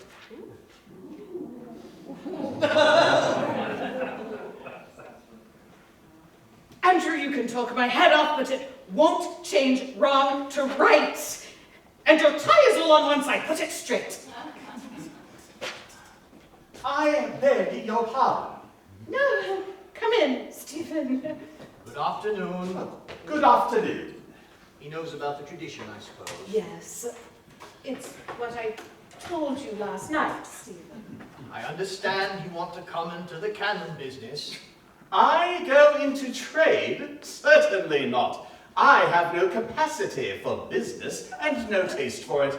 I intend to devote myself to politics. My dear boy, this is an immense relief to me, and I trust it may prove an equally good thing for the country. I was afraid you would consider yourself disparaged and slighted. Stephen, I cannot allow you to throw away an enormous property like this. Mother, there must be an end of treating me as a child, if you please. Any further discussion of my intentions had better take place with my father, as between one man and another. Stephen. I am sorry, Mother, that you have forced me. Yes, that's all right, Stephen. She won't interfere with you anymore. Your independence is achieved. You have earned your latchkey. Don't rub it in. And above all, don't apologize. Now, about your future, as between one man and another, I beg your pardon, Biddy, as between two men and a woman, I quite understand, Stephen. it is settled that you do not ask for the succession to the cannon business. I hope it is settled that I repudiate the cannon business. Come. I owe you a fair start in exchange for disinheriting you. You can't become prime minister all at once. Haven't you returned for something? What about literature, or art, and so forth? I have nothing of the artist about me, either in faculty or character, thank heaven. A philosopher, perhaps, eh? I make no such ridiculous pretension. Just so. What about the bar? I have not studied law, and I am afraid I have not the necessary push. Rather a difficult case, Stephen. Well, come. Is there anything you know or care for? I know the difference between right and wrong. You don't say so. What? No capacity for business, no knowledge of law, no sympathy or petition to philosophy, only a simple knowledge of the secret that has puzzled all the philosophers, baffled all the lawyers, muddled all the men of business, and ruined most of the artists. The secret of right and wrong. Why, man, you're a genius! And master of masters, my God, at 24! You are pleased to be facetious? I pretend to nothing more than any honorable gentleman from England claims as his birthright. Oh, that's everybody's birthright. You are all alike, you respectable people. You daren't handle high explosives, but you're all ready to handle honesty and truth and justice and the whole duty of man, and you'll kill each other at that game. What a country. What a world. What do you think he better do, Andrew? Oh, just what he says he wants to do. He knows nothing, and he thinks he knows everything. That points clearly to a political career. I am an Englishman, and I will not hear the government of my country insulted. The government of your country. I am the government of your country. I and my business partner, you will make war when it suits us and keep peace when it doesn't. You will find out that trade requires certain measures when we have decided on these measures. When we want anything to keep my dividends up, oh, you will discover that my want is a national need. When other people want something to keep my dividends down, you will call out the police and the military. And in return, you shall have the support and applause of my newspapers and the delight of imagining that you are a great statesman. Really, my dear father, it is impossible to be angry with you. I mean, it is natural for you to understand that money governs England, but you must allow me to think I know better. And what does govern England, pray? Character, father. Character. Whose character? Yours or mine? Oh, neither yours nor mine, father, but the best elements in the English national character. Stephen, I have found your profession for you. You're a born journalist. I'll start you with a high-toned weekly review. There. Go and get ready, Mama. The carriage is waiting. Ah, good day, my dear. Good afternoon, Mr. Lomax. How do you do? Quite well after last night, Euripides, eh? As well as can be expected. So, are you coming to see my death and devastation factory, Barbara? You came yesterday to see my salvation factory. I promised you a return visit. You'll find it awfully interesting. I've been down to the Woolwich Arsenal, and it gives you a ripping feeling of security, you know, to think of the lot of beggars that we could kill if it came to fighting. You don't mind Charlie's imbecility, do you, Papa? Oh, I say. Mr. Lomax looks at the matter in quite the proper spirit, my dear. Are you coming, Stephen? Oh, well, I am rather busy. Oh, well, yes, I'll come. Well, come on then. Why are we two coming to this works department of hell? Well, I've always thought of it as a sort of pit where lost creatures stirred up smoky fires and were driven and tormented by my father. Is it like that, Dad? My dear, it is a spotlessly clean and beautiful hillside town. With the Methodist chapel. Oh, do say there's a Methodist chapel. There are two. And yet they don't object to you. Do they obey all your orders? Oh, I never give them any orders. When I speak to them, it is, well, Jones, is the baby doing well? And has Mrs. Jones made a good recovery? Nicely, thank you, sir. And that's all. But Jones has to be kept in order. How do you maintain discipline among your men? Oh, I don't. They do. You see, the one thing Jones won't stand is any rebellion from the man under him, or any assertion of social equality between him and the man with 4 shillings a week less than himself. Of course, they all rebel against me theoretically. Practically, every man of them keeps the man just below him in his place. The result is a colossal profit, which comes to me. You really are, well, what I was saying yesterday. What was he saying yesterday? Never mind, my dear. Thinks I have made you unhappy. Have I? Do you think I can be happy in this vulgar, silly dress? I, who have worn the uniform. Do you understand what you have done to me? Yesterday, I had a man's soul in my hand. I set him the way of life, with his face to salvation. But when we took your money, he turned back to drunkenness and derision. I will never forgive you that. If I had a child and you destroyed its body with your explosives, if you murdered Dolly with your horrible guns, I could forgive you if my forgiveness would open the gates of heaven to you. take a human soul from me and turn it into the soul of a wolf? That is worse than any murder. Does my daughter despair so easily? Can you strike a man to the heart and leave no mark?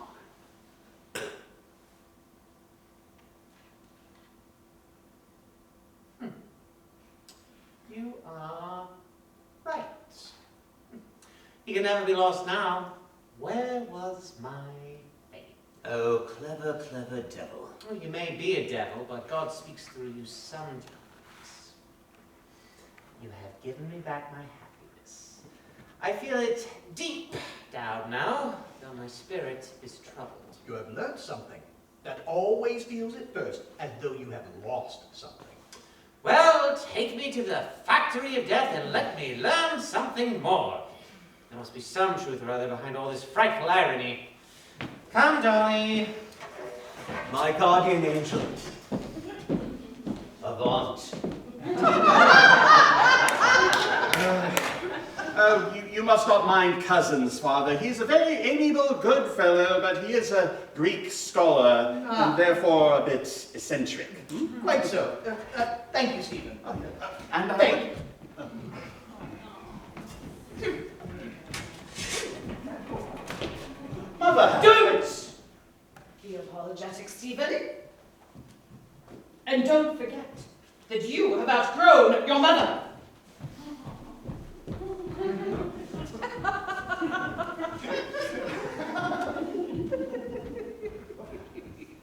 Perivale St. Andrews lies between two Middlesex hills, half climbing the northern one.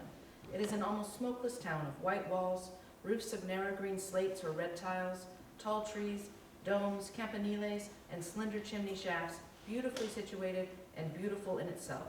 The best view of it is obtained from the crest of a slope about a half-mile to the east, where the high explosives are dealt with.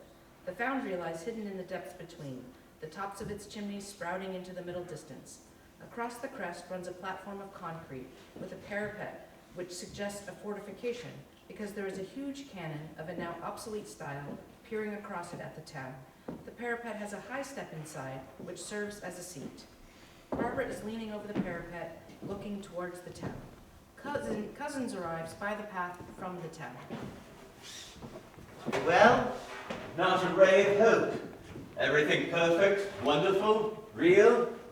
It only needs a cathedral to be a heavenly city instead of a hellish one. Have you found out whether they've done anything for old Peter Shirley? They have found him a job as gatekeeper and timekeeper. Have you two seen this place? Why did you leave us? I wanted to see everything I was not intended to see, and Barbara wanted to make the men talk. Have you found anything discreditable? No. They call him Dandy Andy, and are proud of his being a cunning old rascal, but it's all horribly, frightfully, immorally, unanswerably perfect. Heavens, what a place! Oh, have you seen the nursing home? Oh, have you seen the libraries and schools? And the ballroom and the banqueting chamber in the town hall? Have you gone to the insurance fund, the pension fund, the building society, the various applications of cooperation? Have you seen everything? I'm sorry I was called away. News from the front. Oh, good news, I hope. Oh, Mary. Ah, victory. Oh, I don't know. Which side wins or loses does not concern us to hear. No, the good news is that the aerial battleship is a tremendous success. At first trial, it has wiped out a fort with 300 soldiers in it. Dummy soldiers? No, the real thing. Well, Stephen, what do you think of the place? Oh, magnificent. A perfect triumph of organization. I mean, frankly, my dear father, I have been a fool. I had no idea of what it all meant, of the wonderful forethought, the power of organization, the administrative capacity, the financial genius, the colossal capital it represents. You know, I have been repeating to myself as I came through your streets, peace hath her victories no less renowned than war. I have only one misgiving about it. Out with it. Well, I cannot help thinking that all this provision for every want of your workmen may sap their independence and weaken their sense of responsibility. Oh! I mean, are you sure so much pampering is really good for the men's characters. Well, you see, my dear boy, when you are organizing civilization, you have to make up your mind whether trouble and anxiety are good things or not. However, Stephen, our characters are safe here. A sufficient dose of anxiety is always provided by the fact that we may be blown to smithereens at any moment. By the way, Papa, where do you make the explosives? In separate little sheds, like that one.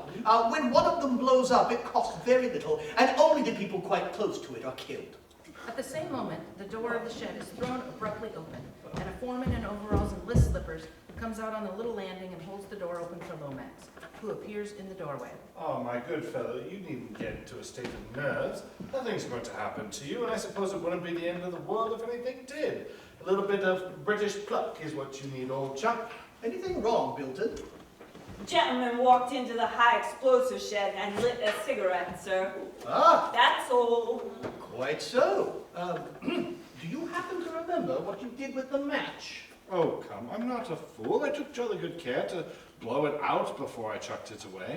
The tip of it was red hot inside, sir. Well, suppose it was. I didn't chuck it into any of your messes. Think no more of it, Mr. Lomax. Oh, by the way, would you mind lending me your matches?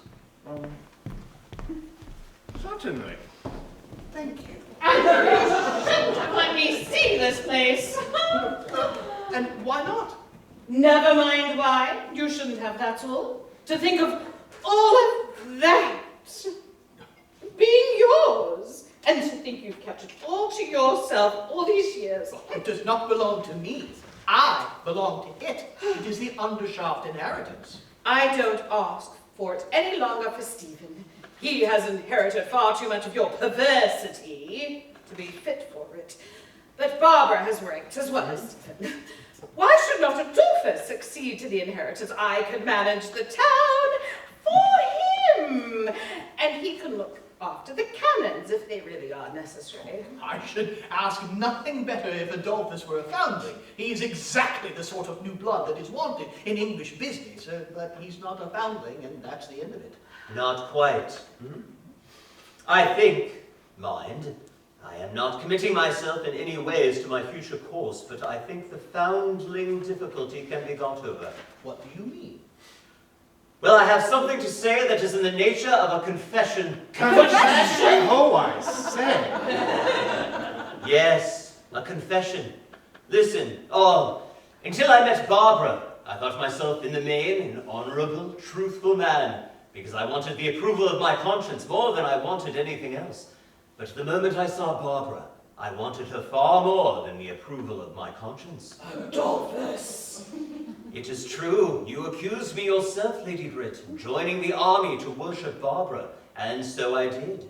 I adored what was divine in her, and was therefore a true worshipper. But I was romantic about her too. I thought she was a woman of the people, and that a marriage with a professor of Greek would be far beyond the wildest social ambitions of her rank. Adolphus! Oh, I say.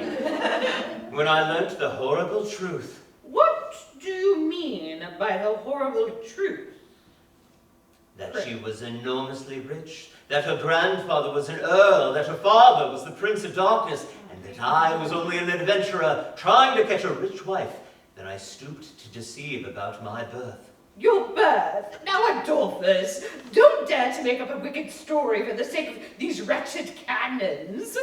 Remember, I have seen photographs of your parents, and the Agent General for Southwestern Australia knows them personally, and has assured me that they are most respectable married people. So they are in Australia, but here they are outcasts.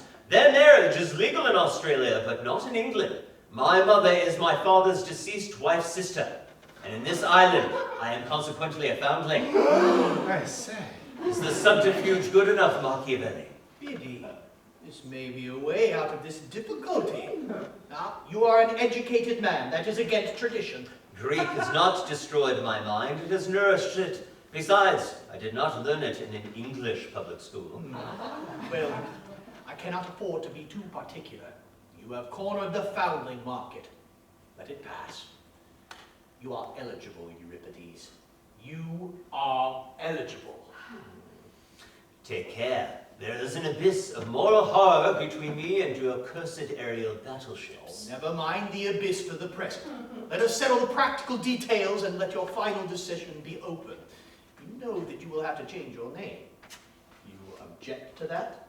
Would any man named Adolphus, any man called Dolly, object to be called something else? Now, as to the money, I propose to treat you handsomely from the beginning. You shall start at 1,000 a year. 1,000? You dare offer a miserable 1,000 to the son-in-law of a millionaire? No, by heavens, Machiavelli, you shall not cheat me. You cannot do without me, and I can do without you. I must have 2,500 a year for 2 years. At the end of that time, if I am a failure, I go. But if I'm a success and stay on, you must give me the other 5,000. Other 5,000. To make up the 2 years up to 5,000 a year. The 2,500 is only half pay in case I should turn out a failure. The 3rd year, I must have 10% on the profits. 10%? What man? Do you know what my profits are? Enormous, I hope. Otherwise I shall require 25%. Well, very well. I note your terms, and I offer you half. Half!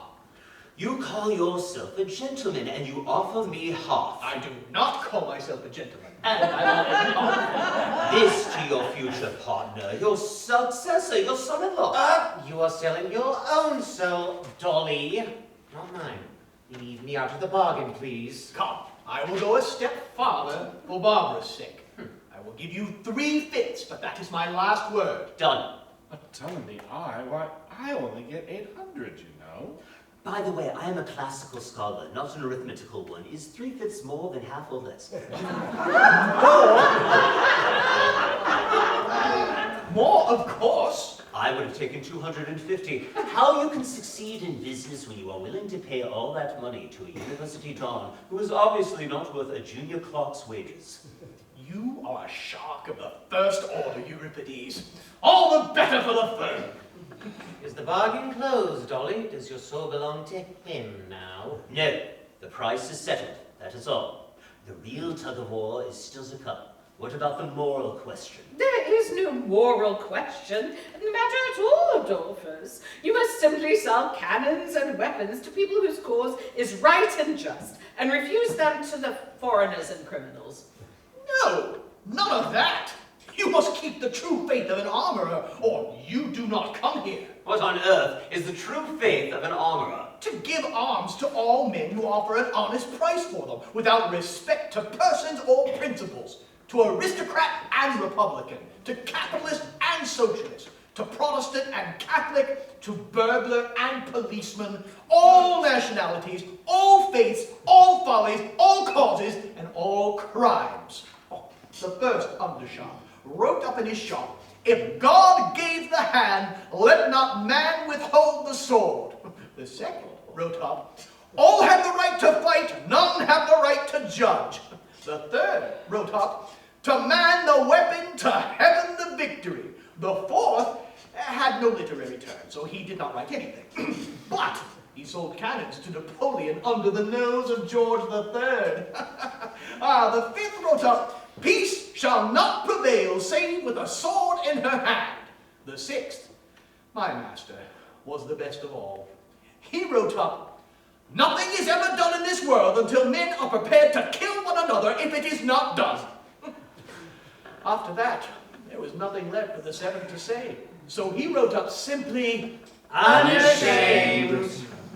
My good Machiavelli, I shall certainly write something up on the wall. Only as I shall write it in Greek, you won't be able to read it.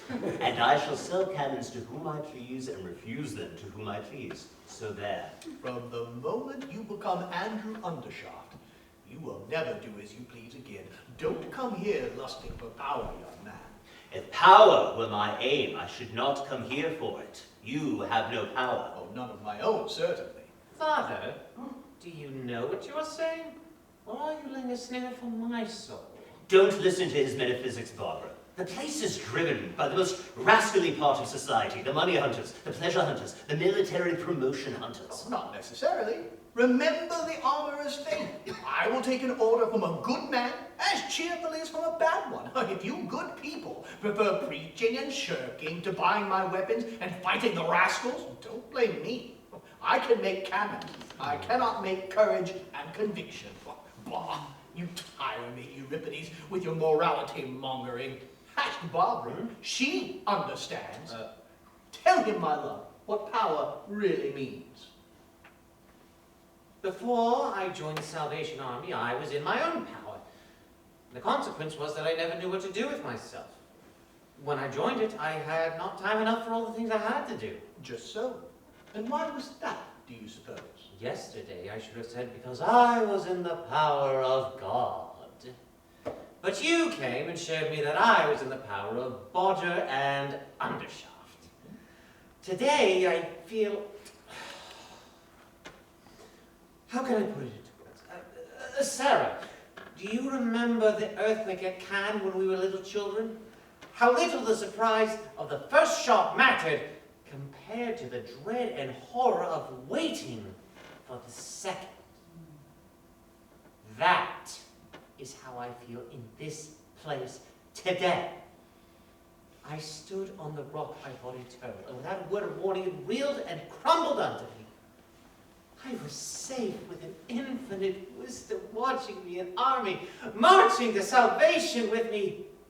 And in a moment, a stroke of your pen in a checkbook, I stood alone, and the heavens were empty. That was the first shock of the earthquake. I'm waiting for the second. Come, my daughter.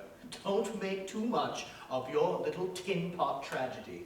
What do we do here when we spend years of work and thought and thousands of pounds of solid cash on a new gun or an aerial battleship that turns out to be just a hair's breadth wrong after all? Scrap it. Scrap it without wasting another hour or pound on it. Well, you have made something yourself that you call a morality or a religion or whatnot. It doesn't fit the facts. Well, scrap it. Scrap it and find one that does fit. That is what is wrong with the world at present. It scraps its obsolete steam engines and dynamos, but it won't scrap its old prejudices and its old moralities and its old religions and its old political constitutions. If your old religion broke down yesterday, get a newer and better one for tomorrow. Oh, how gladly I would take a better one to my soul. But you offer me a worse one. Justify yourself. Show me some light through the darkness of this dreadful place, with its beautifully clean workshops and respectable workmen and model homes. Cleanliness and respectability do not need justification, Barbara. They justify themselves. I see no darkness here. I know dreadfulness. Oh, in your salvation shelter, I saw poverty, misery, cold, and hunger. You gave them bread and treacle and dreams of heaven. I give them 30 shillings a week to 12,000 a year. And their souls? Oh, I saved their souls just as I saved yours. You saved my soul? What do you mean? Oh, I fed you and clothed you and housed you. I took care that you should have money enough to live handsomely, more than enough, so that you could be wasteful, careless, generous. That saved your soul from the 7 deadly sins. The 7 deadly sins? Yes, the deadly 7. Food, clothing, firing, rent, taxes, respectability, and children. Nothing can lift those 7 millstones from man's neck but money. And the spirit cannot soar until the millstones are lifted. I lifted them from your spirit. I enabled Barbara to become Major Barbara. And I saved her from the crime of poverty. Do you call poverty a crime? The worst of crimes. All the other crimes are virtues beside it. All the other dishonors are chivalry itself by comparison. Poverty blights whole cities, spreads horrible pestilences, strikes dead the very souls of all who come within it. Or what you call crime is nothing more than a murder here and a theft there. What do they matter? They are only the accidents and illnesses of life. There are not 50 genuine professional criminals in London. But there are millions of poor people, abject people, dirty people, ill-clothed, ill-fed people. They poison us morally and physically. They kill the happiness of society. They force us to do away with our own liberties and to organize unnatural cruelties for fear they should rise up against us and drag us down to their abyss. Only fools fear crime. We all fear poverty. Ha! You talk of your half-saved ruffian at the shelter. You accuse me of dragging his soul back to perdition. Well, bring him here, and I will drag his soul back again to salvation for you. Not by words and dreams, but by 38 shillings a week, a sound house and a handsome street, and a permanent job. In 3 weeks, he will have a fancy waistcoat. In 3 months, a tall hat and his own pew in the chapel. And will he be the better for that? Well, you know he will. Don't be a hypocrite, Barbara. He will be better fed, better housed, better clothed, better behaved, and his children will be pounds heavier and bigger. That will be better than a bare mattress in a shelter, chopping firewood, eating bread and soup, and being forced to kneel down from time to time to thank heaven for it. It is cheap work converting starving men with a Bible in one hand and a slice of bread in the other. Try your hand on my men. Their souls are hungry because their bellies are full. Oh, stop making speeches, Andrew. This is not the place for them. My dear, I have no other way of conveying my ideas. Your ideas are nonsense. You succeeded because you were selfish and unscrupulous. Not at all. I had the strongest scruples about poverty and starvation. Oh, you moralists are quite unscrupulous about both. They make virtues of them. I would rather be a thief than a pauper. I don't want to be either. But if you force the alternative on me, then by heaven, I'll choose the braver and more moral one. Oh, I hate poverty, and worse than any crime whatsoever. And let me tell you this. Poverty has stood up for centuries to your sermons and leading articles. They will not stand up to my machine guns. Don't preach at them. Don't reason with them. Kill them. Killing? Is that your remedy for everything? It is the final test of conviction. The only lever strong enough to overturn a social system. The only way of saying must. Oh, let 670 fools loose in the street and 3 policemen can scatter them. But huddle them together in a certain house in Westminster, let them go through certain ceremonies and call themselves certain names until at last they get the courage to kill, and your 670 fools become a government. Oh, your pious mob fills up ballot papers and imagines it is governing its masters. But the ballot paper that really governs us is the paper that has a bullet wrapped in it. That is perhaps why, like most intelligent people, I never vote. Oh, vote? Bah! When you vote, you only change the names of the cabinet. When you shoot, you take down governments, inaugurate new epochs, abolish old orders, and set up new. Is that historically true, Mr. Learned Man, or is it not? It is historically true. I loathe having to admit it. I repudiate your sentiments, I abhor your nature. I defy you in every possible way. Still, it is true, but it ought not to be true. Ought. Are you going to spend your life saying ought, like the rest of our moralists? Turn your oughts into shalls, man. Come and make explosives with me. Whatever can blow men up can blow society up. The history of the world is the history of those who had the courage to embrace this truth. Have you the courage to embrace it, Barbara? Barbara, I positively forbid you to listen to your father's abominable wickedness. And you, Adolphus, ought to know better than to go about saying that wrong things are true. What does it matter if they are true, if they are wrong? What does it matter if they are wrong, if they are true? Children, come home instantly. Andrew, I am exceedingly sorry I allowed you to call on us. You are wickeder than ever. Come at once.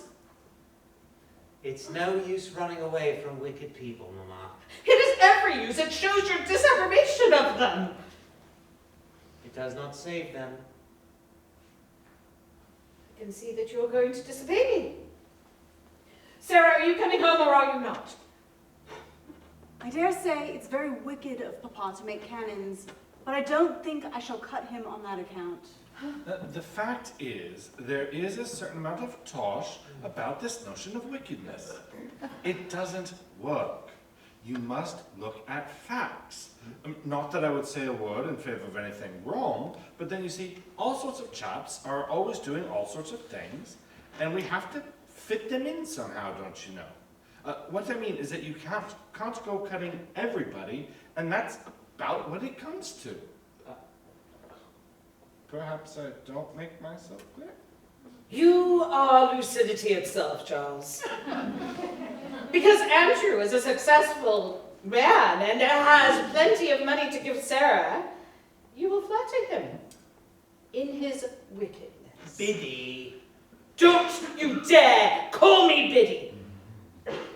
Charles Lomax, you are a fool. Adolphus Cousins, you are a poet. Stephen, you are a prig. Robert, you're a lunatic. Andrew, you are a vulgar tradesman.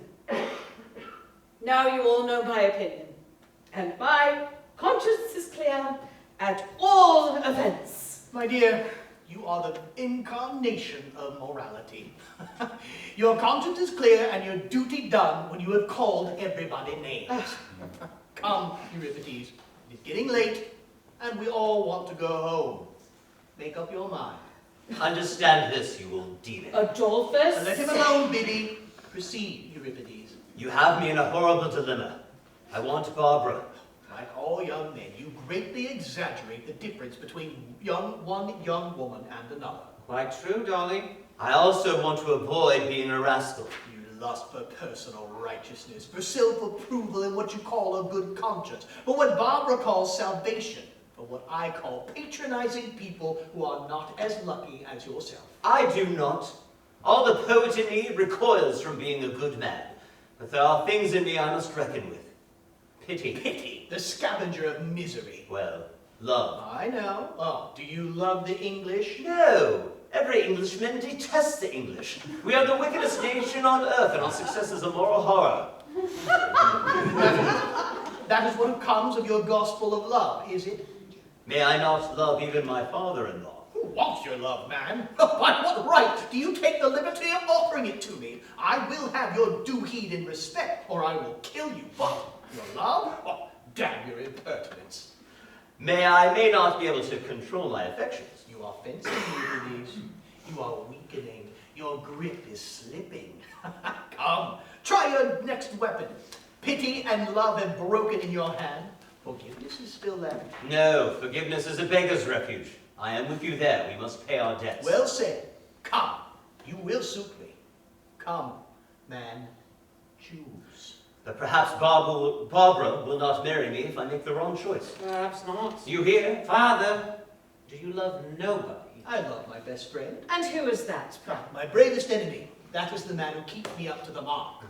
You know, the creature is really a sort of poet in his way. Suppose he is a great man after all. Suppose you stop talking and make up your mind, my young friend. But you are driving me against my nature. I hate war. Hatred is a coward's revenge for being intimidated. Dare you make war on war? Here are the means. May we expect you here at 6 o'clock tomorrow morning? Not on any account. I will see the whole establishment blown up with its own dynamite before I will get up at 5. My hours are healthy, rational hours, 11 to 5. Come when you please. Before a week you will come in at 6 instead until I turn you out for the sake of your health. Bilton! My dear, let us leave these two young people to themselves for a moment. I am going to take you to the gun cotton shed. Oh, you can't take anything explosive in there, sir. What do you mean? Are you alluding to me? No, ma'am. Mr. Undershaft has the other gentleman's matches in his pocket. Quite right, Bilton. Quite right. Here you are. Come, Stephen. Come, Charles. Bring Sarah. Tolly, old fellow, think before you decide. Do you feel that you are a sufficiently practical man? It is a huge undertaking, an enormous responsibility. I mean, all this massive business will be Greek to you. Oh, I think it will be much less difficult than Greek.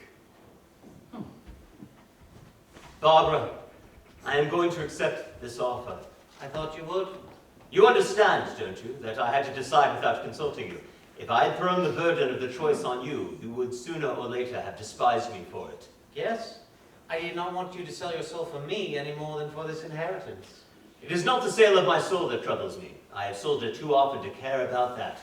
I have sold it for a professorship. I have sold it for an income. What is all human conduct but the daily and hourly sale of our souls for trifles? What I am now selling it for is neither money, nor position, nor comfort, but for reality and for power. You know that you will have no power, and that he has none. I know it is not for myself alone. I want to make power for the world. I want to make power for the world too, but it must be spiritual power. I have tried to make spiritual power by teaching Greek. But the world can never be really touched by a dead language and a dead civilization. The people must have power, and the people cannot have Greek. Now, the power that is made here can be wielded by all men. Power to burn women's houses down and kill their sons and tear their husbands to pieces. You cannot have power for good without having power for evil too. Even mother's milk nourishes murderers as well as heroes. This power, which only tears men's bodies to pieces, has never been so horribly abused as the intellectual power, the imaginative power, the poetic, religious power that can enslave men's souls. As a teacher of Greek, I gave the intellectual man weapons against the common man. I want to now give the common man weapons against the intellectual man. I love the common people. I want to arm them against the lawyer, the doctor, the priest, the literary man, the professor, the artist, and the politician, who once in authority are the most dangerous, disastrous, and tyrannical of all fools, rascals, and impostors. I want a democratic power strong enough to force the intellectual oligarchy to choose its genius for the general good, or else perish. Is there no higher power than guns? Yes, but that power can destroy the higher powers, just as a tiger can destroy a man. Therefore, man must master that power first. I admitted this when my best pupil went out to fight in the wars. My parting gift to him was not a copy of Plato's Republic, but a revolver and 100 undershaft cartridges. The blood of every man he shot, if he shot any, is on my head, as well as on undershafts. That act committed me to this place forever. Your father's challenge has beaten me. Dare I make war on war? I dare. I must. I will. And now, is it all over between us? Silly baby Dolly. How could it be? Then you Take care, Dolly. Take care. If only I could get away from you and from father and from it all, if I could have the wings of a dove and fly away to heaven. and leave me. Yes, you and all the other naughty, mischievous children of men. But I can't. I was happy in the Salvation Army for a moment. I escaped from the world into a paradise of enthusiasm and prayer and soul-saving. But the moment our money ran short, it all came back to Bodger. It was he who saved our people. He and the Prince of Darkness, my pa. Undershaft and Bodger. Their hands stretch everywhere. When we feed a starving fellow creature, it is with their bread, because there is no other bread. When we tend the sick, it is in the hospitals they endow. If we turn from the churches they build, we must kneel on the stones of the streets they pave. As long as that lasts, there is no getting away from them. Turning our backs on Bodger and Undershaft is turning our backs on life. I thought you were determined to turn your back on the wicked side of life. There is no wicked side. Life is all one. And I never wanted to shirk my share in whatever evil must be endured, whether it be sin or suffering. I wish I could cure you of middle-class ideas, Dolly. Middle class? A snub? A social snub to me from the daughter of a foundling. That is why I have no class, Dolly. I come straight out of the heart of the whole people. If I were middle class, I should turn my back on my father's business and we should both live in an artistic drawing room, with you reading the reviews in one corner and I in the other at the piano playing Schumann. Both very superior persons, and neither of us a bit of use. Do you know what would have happened if you had refused Papa's offer? I wonder. I should have given you up and married the man who accepted it. Here are really all the human souls to be saved. Not weak souls and starved bodies crying with gratitude for a scrap of bread and treacle, but fulfilled, quarrelsome, snobbish, uppish creatures, all standing on their little rights and dignities and thinking that my father ought to be greatly obliged to them for making so much money for him, and so he ought. This is where salvation is really wanted. My father shall never throw it in my teeth again that my convert will bribe with bread. I have got rid of the bribe of bread. I have got rid of the bribe of heaven. Let God's work be done for its own sake. The work he had to create us to do, because it cannot be done by living men and women. When I die, let him be in my debt, not I in his, and let me forgive him as becomes a woman of my rank. Then the way of life lies through the factory of death. Yes, through the raising of hell to heaven, and of man to God, through the unveiling of an eternal light in the valley of the shadow. Oh, did you think my courage would never come back? Did you believe that I was a deserter? Never, never, never, never, never. Major Barbara will die with the colors. And I have my dear little dolly boy still, and he has found me my place and my work. Oh, glory, hallelujah! My dearest, consider my delicate health. I cannot stand as much happiness as you can. Yes, it is not easy work being in love with me, is it? But it's good for you.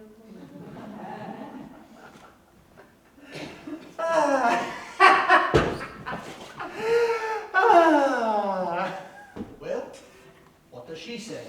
She has gone right up into the skies. 6 o'clock tomorrow morning, my young friend.